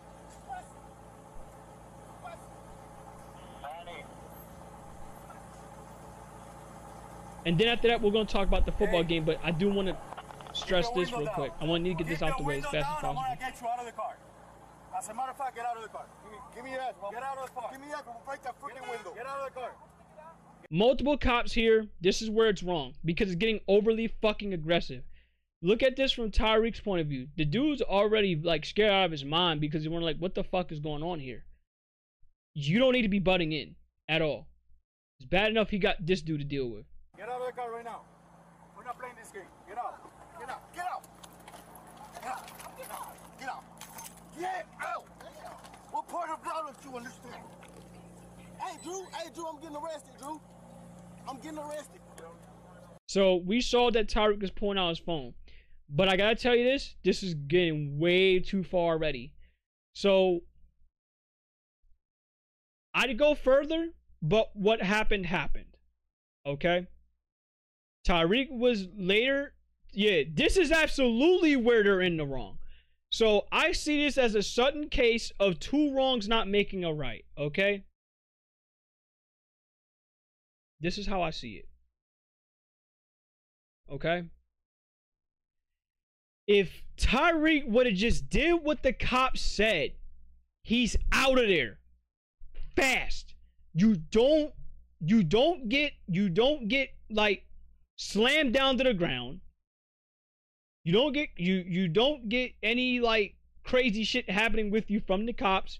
Just do what they want you to do and you're out. But in the cops case, you forcing someone out of the vehicle like this is how you should get this type of shit here. This is how you quickly get fired. The way how I see it. And the only thing he pulled out was his phone. I don't know why they felt the need to have 3-4 cops and one black dude. Right, which is so fucking crazy. You only need like one. The fuck's going on here? I'm getting arrested, Drew. I'm getting out, bro. God damn, twin. When we tell you to do something, you do it. You understand? I'm getting out. You understand? Not what you want, but what we tell you. You're a little fucking confused. I'm getting out, bro. Too late. Plus, cursing at the suspect ain't exactly helping, bro. I'm gonna say this right now. Doing this ain't helping. Cursing at the suspect, slamming him down to the ground. Supposed suspect, slamming him down to the ground.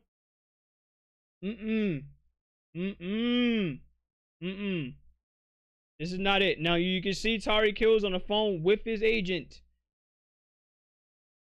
Too late. Alright, bro, take me to jail, bro. Do what you gotta do, bro. We will. Good, bro. It is good. Hey, hey. Don't worry about it. I hung up the phone. You stop crying. Bro, y'all. Don't move. Good. Bro, you beating on my window like you crazy. You set him up? Why y'all beating on my window like y'all crazy for?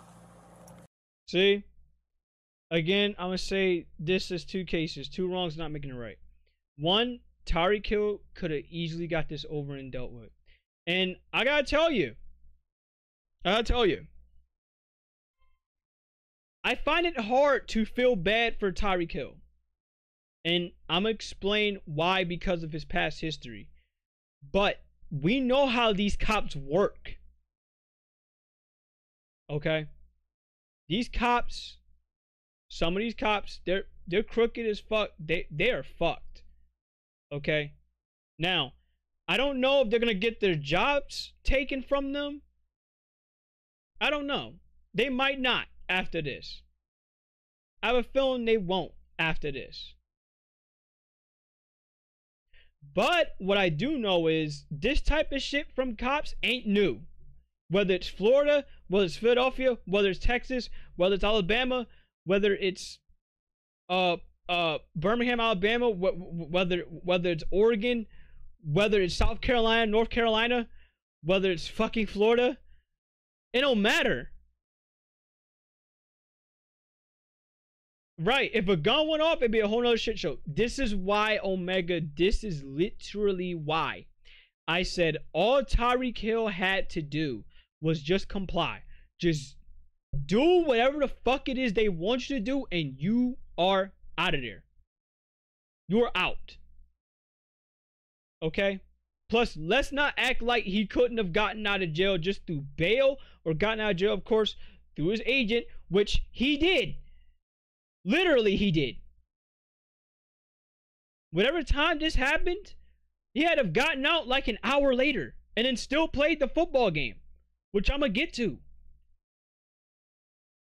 But again, the way that I see this, 2 wrongs is not making it right. Okay? Everyone is saying, oh, this shouldn't have happened to Tyreek. Oh, this or that, blah, blah, blah, blah, blah, blah. But the way how I see it is, Tyreek, this could have been dealt with so fucking fast. Because if anyone else got pulled over by the cops, you're not going to talk spicy to the cops like this. You're not going to be talking about, oh, why are you banging on my door? I want to put my windows up. Oh, blah, blah, blah. No, dog. Like, you're not going to be doing this. I got pulled over a couple of times for a couple of things. Nothing major. Each cop I dealt with wasn't aggressive and just handed them my license and exchanged a few words of conversation and let me go. Exactly. Easy shit. And it wasn't anything spicy, by the way, that you said to these cops. And no, it hadn't have been. Because you would have been said, hey, look, bro, this is too aggressive. This is injustice, blah, blah, blah. Whatever the fuck it was. With what these cops have been doing. But the show of force here ain't it. The show of force here by the cops ain't it. I hope they do get their jobs. I hope they do get their jobs taken away from them. But at the same time, like I said before, Tyreek Hill ain't exactly a saint himself. Look, and the comments. This right here told me enough.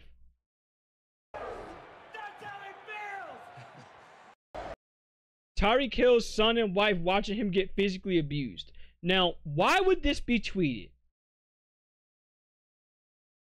This right here is why this is tweeted. Where Tyreek Hill has a history of beating on his wife and broke his 3-year-old son's arm. He also pleaded guilty to domestic abuse in college.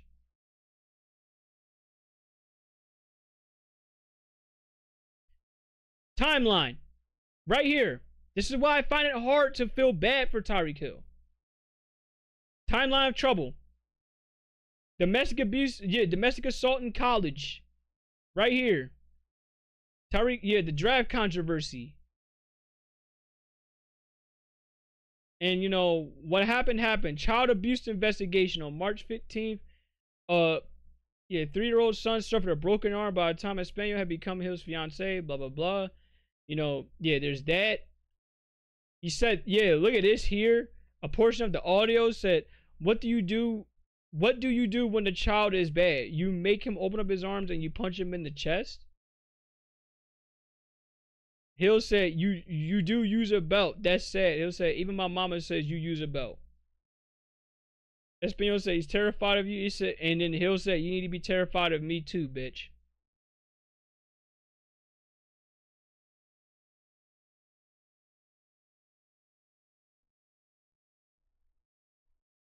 This is back in 2019.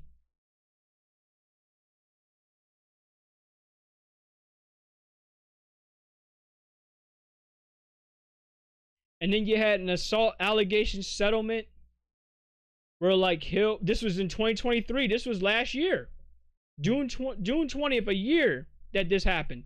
That Hill was involved in an altercation at Haulover Marina in Miami Beach, Florida. He was accused of slapping an employee in the back of the head following a disagreement.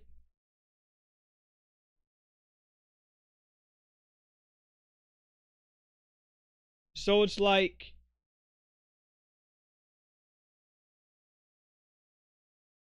Whatever it was that just happened, thank you for that. I don't even fucking know. I know it came up on my sheep chat. What's up, Lil Jackson, by the way? But yeah, it's like, look, this stuff with Tyreek Hill is not new to me. Broken leg lawsuit, February 27, 2024. It was revealed that he's facing a lawsuit from an Instagram model, Sophie Hall, who claims the Dolphins receiver broke her leg while she participated in a football drill at his mansion. The incident occurred on June 28, 2023, just 8 days after Hill's altercation. A literal, over a week. The lawsuit noted that the drills took place in a playful manner. However, Hall claims that Hill was humiliated after she was able to hold her own against him and even knocked him back on occasion. That led to the enraged 29-year-old receiver to charge her with crushing force. Now, granted, by the way, a lawsuit has Hill contains x-rays and screenshots of Hill's DM to her. The Instagram model posted a video of herself in a wheelchair in a cast July a few weeks after the alleged incident. Hall had surgery with the resultant injury, her weekly physical therapy sessions, and still experiences persistent pain in her leg. And of course, now he's detained. Here's the deal, Omega. They're not gonna cut him. And there's a reason why he has not been cut.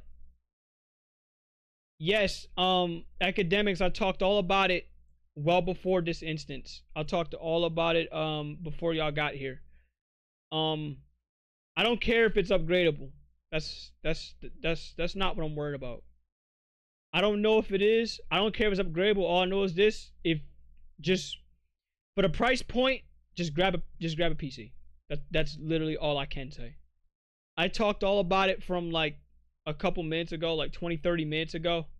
So if you can, just go back to the past broadcast and you can see everything. You can literally hear me talk about this shit for like almost a whole hour, talking about the PlayStation situation and even mentioning other consoles that justified that price point.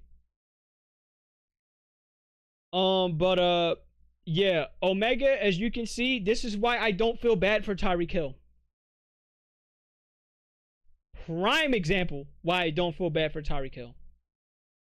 Feel you, this is why you see that I don't feel bad for Tyreek Hill.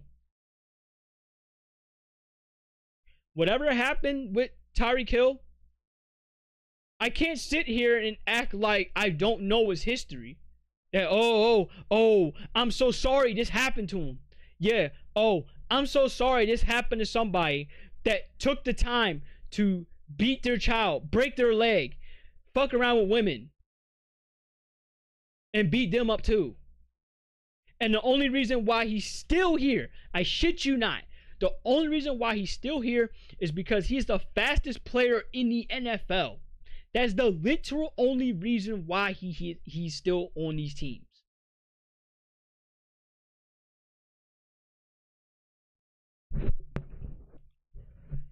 If Tyreek Hill wasn't as fast as he is, if Tyreek Hill even so much as fell off a cliff, and if more of these happened, he would have been cut.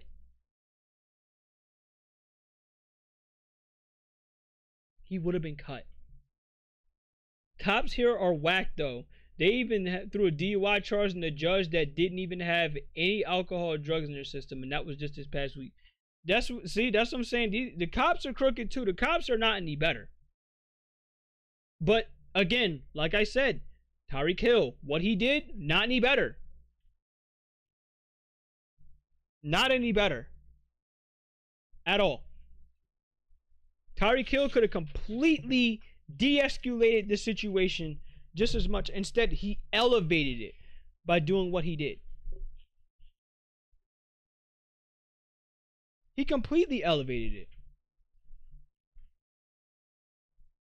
By saying, but bro, like, you talking spicy to the cops.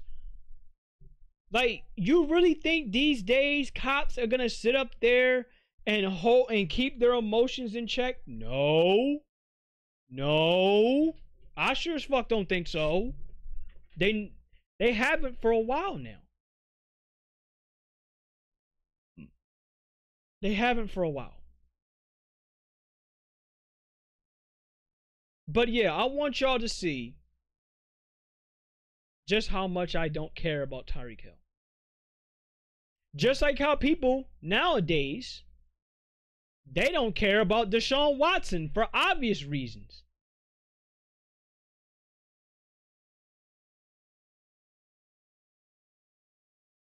Now, I understand this situation had nothing to do with his past, but guess what? I don't fucking care. I don't fucking care. Yeah, don't worry for you. I'm gonna get the Deshaun Watson. Don't worry. I'm gonna get the Watson. Oh, don't you worry. In fact, let me go back to the schedule. You know what? Fuck it. When I'm done talking about this game, I'm going to immediately talk about this Cowboys and Browns game. And then after that, I will finish up the rest of the way. How about that? But don't worry, because he's not off the hook either.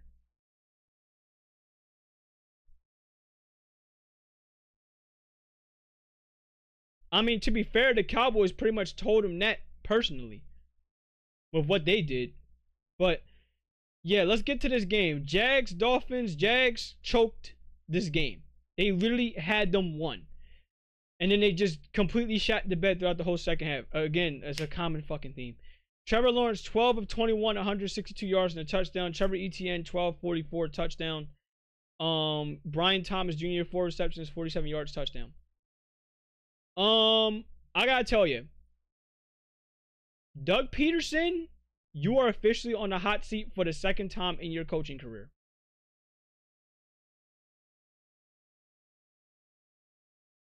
The first time was with the Eagles for obvious reasons. But right now, it's not looking too good for you. Okay? It ain't exactly looking all that spicy for you right now. Because you have a talented team in the Jags. Not as talented, but talented enough to where you can, you know what I mean? Like you can push this shit. You know what I mean? Like, you can push these motherfuckers.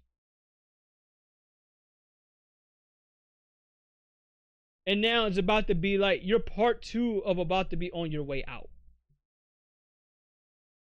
So, if I was you, I get together real fucking fast. Because if not, next season, you're gone. Again. And this time, I think it'll be a permanent leave. I'll be shocked if he gets a... Look, unless he's going back to the Chiefs to take a minor role, I'll be shocked if I see him coaching again. Because you had 2 head coaching jobs and you would completely shit the bed on both of them.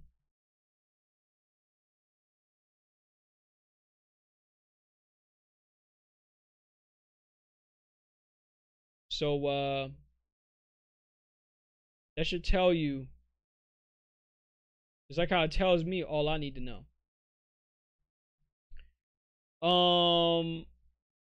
Let's take a look at the Dolphins. Trevor Lawrence, 23, 37, 338, a touchdown. Of course, that only touchdown being to Tyreek Hill, who literally just got out of prison and had 7 catches for 130 yards. Who just got out of prison. This is what I'm talking about, bro. If it wasn't for the fact that Tyreek Hill is what he is, if he wasn't such a fucking speed demon, valuable speed demon for an NFL team, he'd have been gone. He'd have been gone. Which is crazy to say, because guess what? Just this season, he was announced as the #1 player of the 2023 season for last year. The #1 player. You had the #1 player of 2023 getting arrested. Off some shit that could have easily been handled.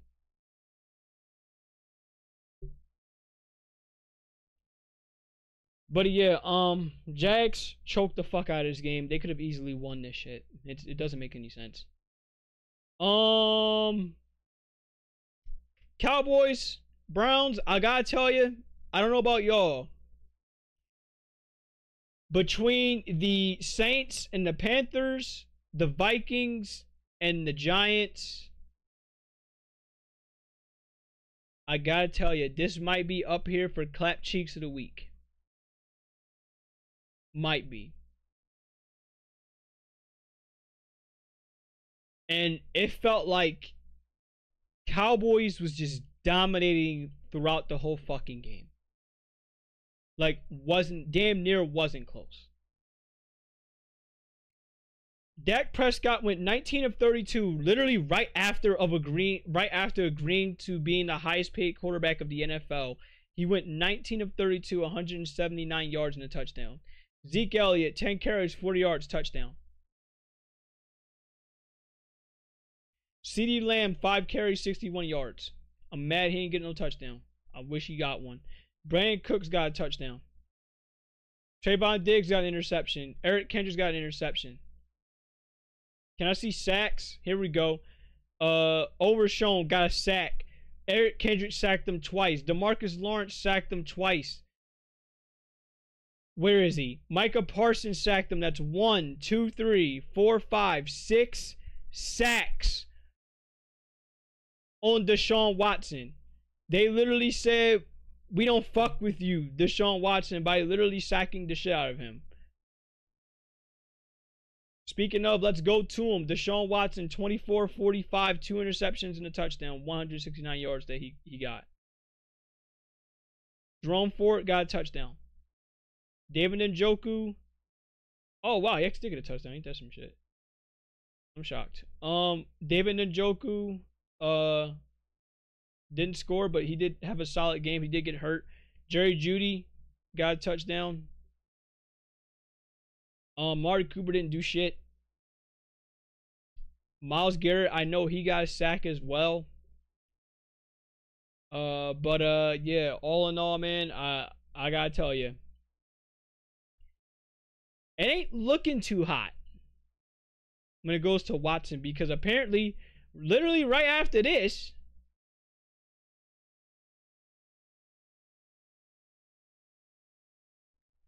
Deshaun Watson got hit with another allegation.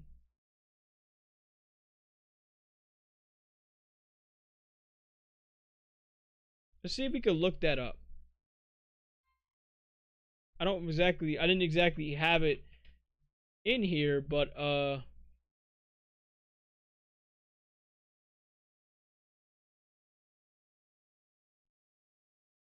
let's see if I can find it. Here it is right here.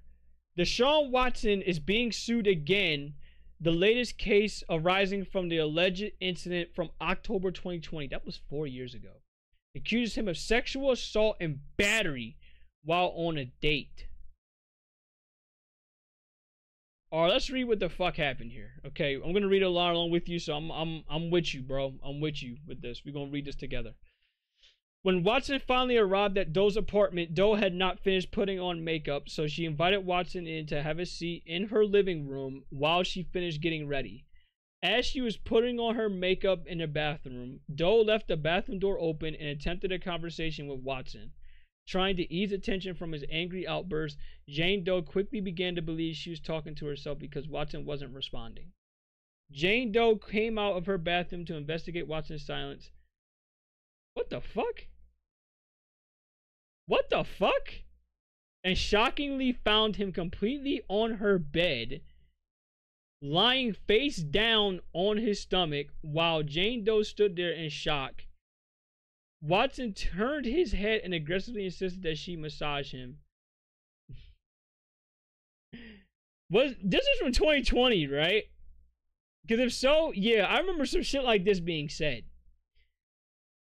Stood there in shock, Watson turned his head and aggressively insisted that she massage him, gesturing to his ass. Jane Doe asked if Watson meant he wanted her to massage his back, but Watson indicated it was his bugs that he wanted.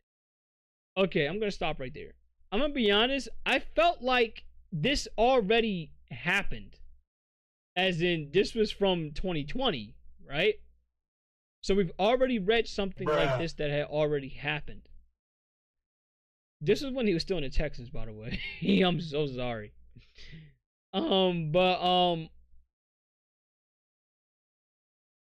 So here's my question. Okay.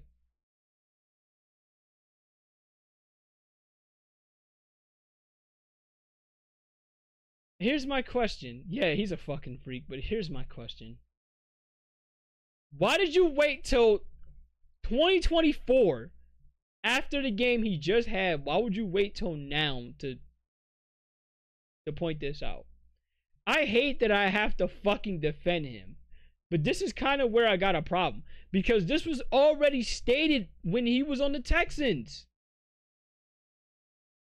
This was already talked about. You know what I mean?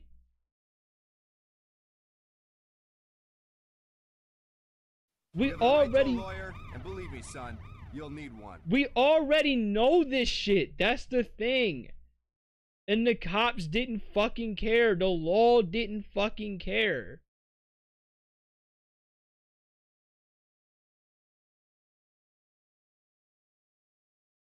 But my thing is, it's like, you know what I mean? Like, why would you wait till now to, why would you wait till now to say this?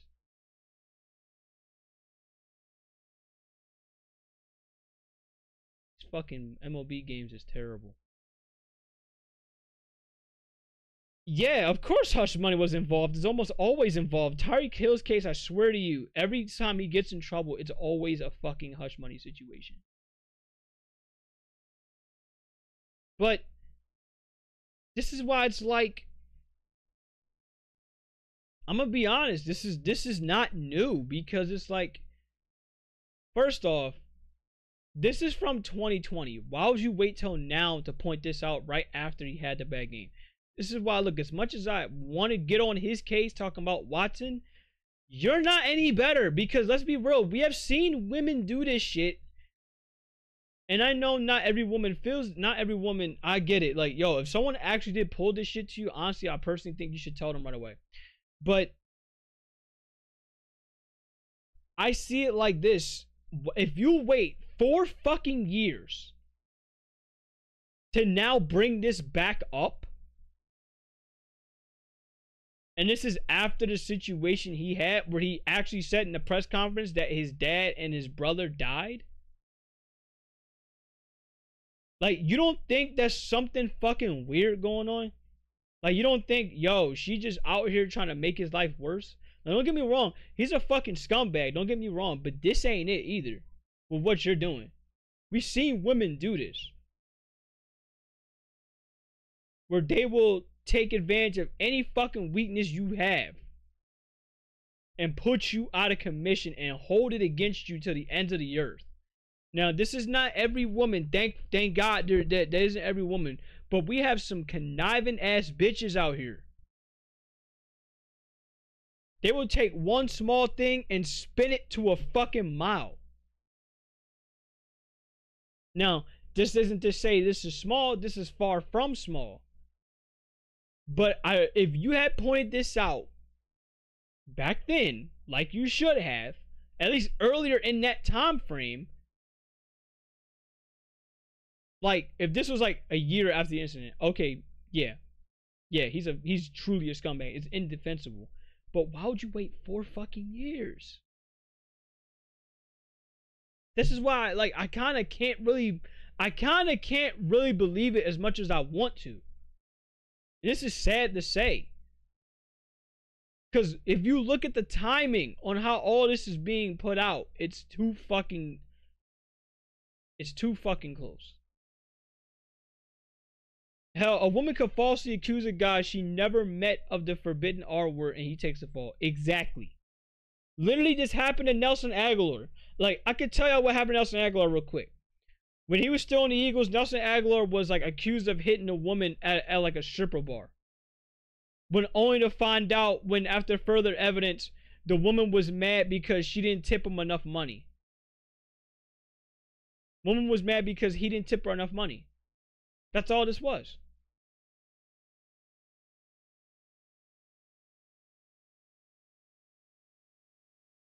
That's all this was. It's some bullshit. So that's why it's like, look, I can't rule this shit out. I legit can't. As much as I want to, I can't. I can't. But we'll see what'll happen. We will see what'll happen, okay? Whether he's truly out the league or not, we're going to see. We will see. All right. Now let's get on with the rest of the games as best we can. I know y'all been waiting. And I'm sorry that I made y'all wait this long. All right. We got Saints versus Panthers. Contender number 1 for Clap Cheeks of the Week. Well, I should say number 2. However you slice it. Saints beat the Panthers.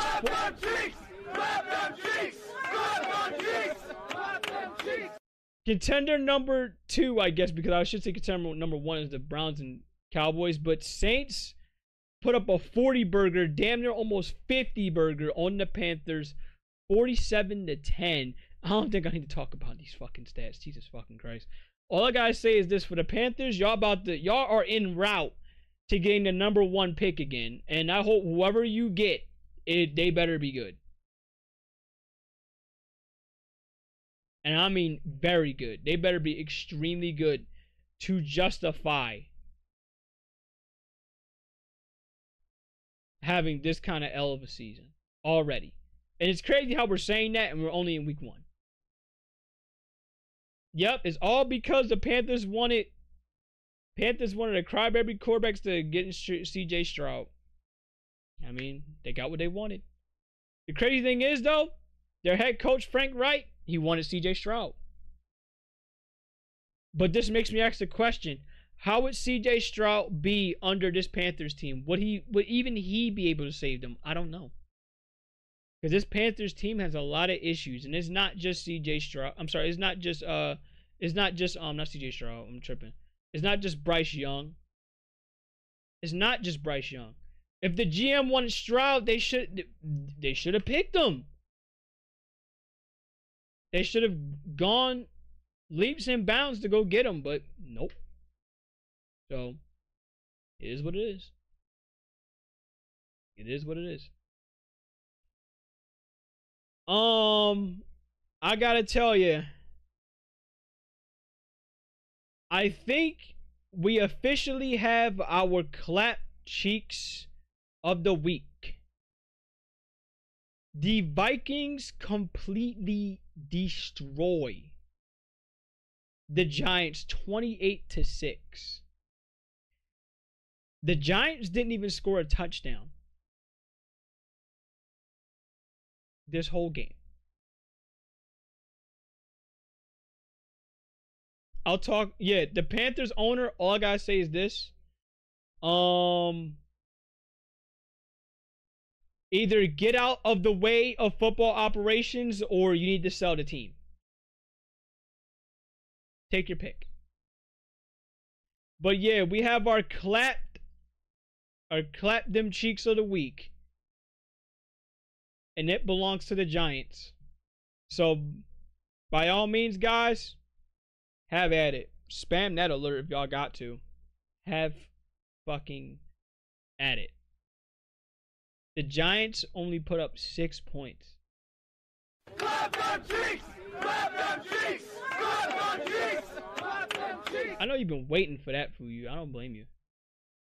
You waited 3 hours to get that shit off, and I thank you for being patient. 28-6, man. You want to see a team that is potentially in hell, as much hell as the Panthers? You're looking at them. You're looking at them. Dead in the face.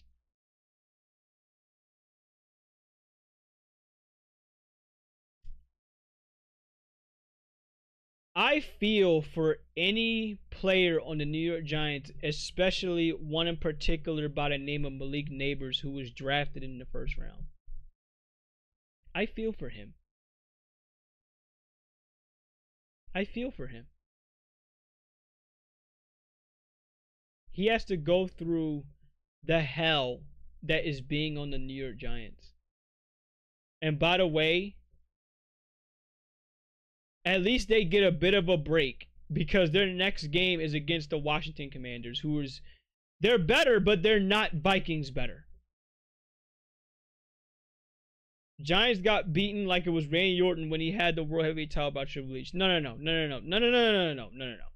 Eagles, no. The Giants got beaten so bad, you would have thought this was John Cena versus Brock Lesnar again. And if you remember seeing that match is how Suplex City became what it is. He hit like 13 suplexes on John Cena. And it wasn't fucking close of a match. It was a rout.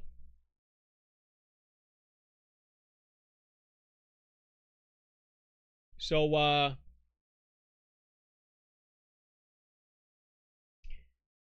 there you go.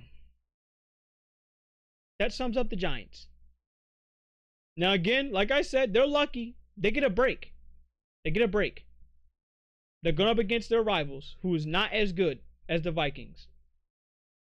So, hopefully, they might be able to eke out a win.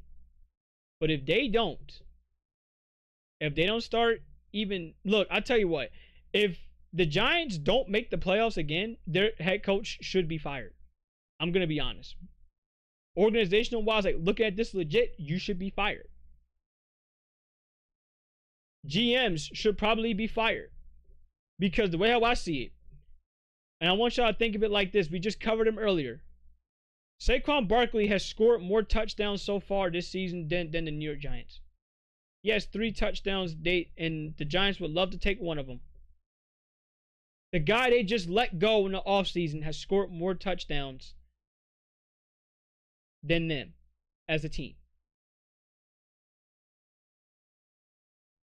I think that is a cause for concern. I'll leave that to what y'all think about it. Okay. I'm not going to talk about all of them because I'll be honest with you. I think we've gone on long enough for today. But I will talk about one more game. One that was fun, but I actually couldn't tune into for forever. The Lions versus Rams was a very good game. Matthew Stafford, Jared Goff, they put on a show. I will say this: if I'm the Rams, I'd be slightly concerned, because you need to fix your offense relatively quick. Because if Matt Stafford's gonna be out here rushing the ball, taking these kind of hits, you're not gonna go to the playoffs any faster that way. And it also sucks because they lost their wide receiver for a couple of games, Puka Nacua. So it's another uphill battle for the Rams that has to deal without not only their best defensive tackle retiring in Aaron Donald, but now they got to deal with once again their best star wide receiver out for like a couple weeks or so. Maybe we don't know how we don't know the extent of the injury fully. But I will go ahead and I will give my my picks around Friday or Saturday. So when we're getting close to football time, I will come on here on stream and I'll be like, you know what, I'm gonna give my picks. Then after that, we'll see how it goes. But as you can see, the games here, we got Buffalo, Miami. That's probably game of the week for me. We'll see how that'll go. We got Las Vegas, Baltimore. If it stays as defensive, I'm gonna like it. We got Carolina and Chargers. Carolina might get lucky here. I don't know. New Orleans, Dallas. I'll be honest. I feel like Dallas is gonna rout the fucking Saints. We'll see. Because anyone that right now can beat the Panthers. We don't know what the Saints really are.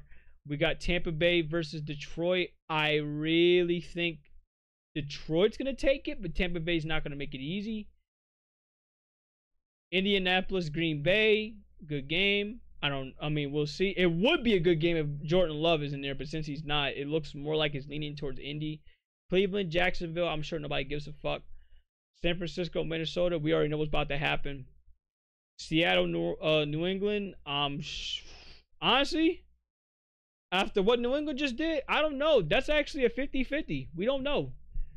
And then we got Jets, Tennessee. Nobody gives a fuck. Giants, Washington. Nobody gives a fuck. And you already know Monday night. So, and of course, Rams, Cardinals, that might be a good game. We'll have to see. Pittsburgh, Denver, Cincinnati, KC. I just talked about Joe Burrow not being able to beat Patrick Mahomes, so you know where I'm going with this. Now, this will be a good game. Houston and Chicago. That'll be a good game. Might be a good game. If the Bears can't get their head out of their ass offensively, Houston's gonna take this. But if they can, we're due for a good game. And let's be honest, the same can be said for the Falcons. If Falcons can't get their head out of their ass, we're about to have a fucking Monday Night Massacre that I'm gonna sit back and enjoy. We will see. We will see. All right. So till then, that's everything throughout this podcast. If there's any final things y'all want to add, thank you guys. I enjoyed this, having to talk to y'all for almost 4 hours now about, stuff that we had to get off our chest for real. And it's crazy because I did all this in 4 hours and I did not go downstairs to go get anything to drink. So I'm gonna head downstairs and get me the biggest cup of tea possible and enjoy it while I'm just sitting back watching One Piece. But yeah, in my case, I finally fucking did it. I was able to go through this with damn near a dry mouth. But I hope y'all enjoyed it. I know I enjoyed it. I absolutely loved having to talk about these topics. And maybe by next week we'll talk about more, or maybe we'll talk about less. Maybe it might just be straight up, football. We will find out. But till then,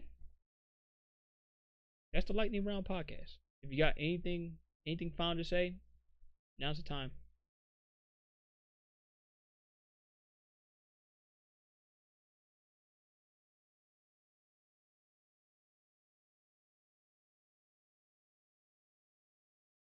Ooh, bench is cleared.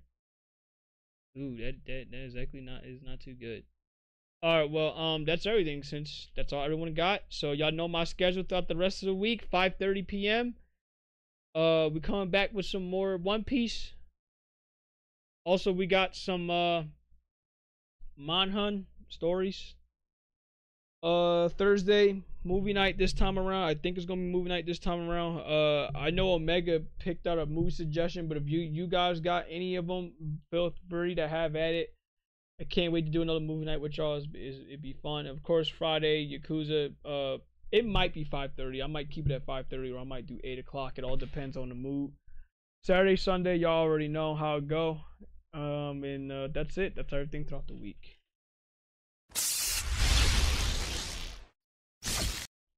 Alright guys, that's it. I'm done. I'm cooked.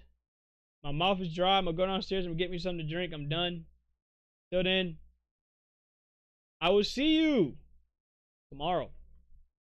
Bye. Peace. Let me see. Is there anyone streaming?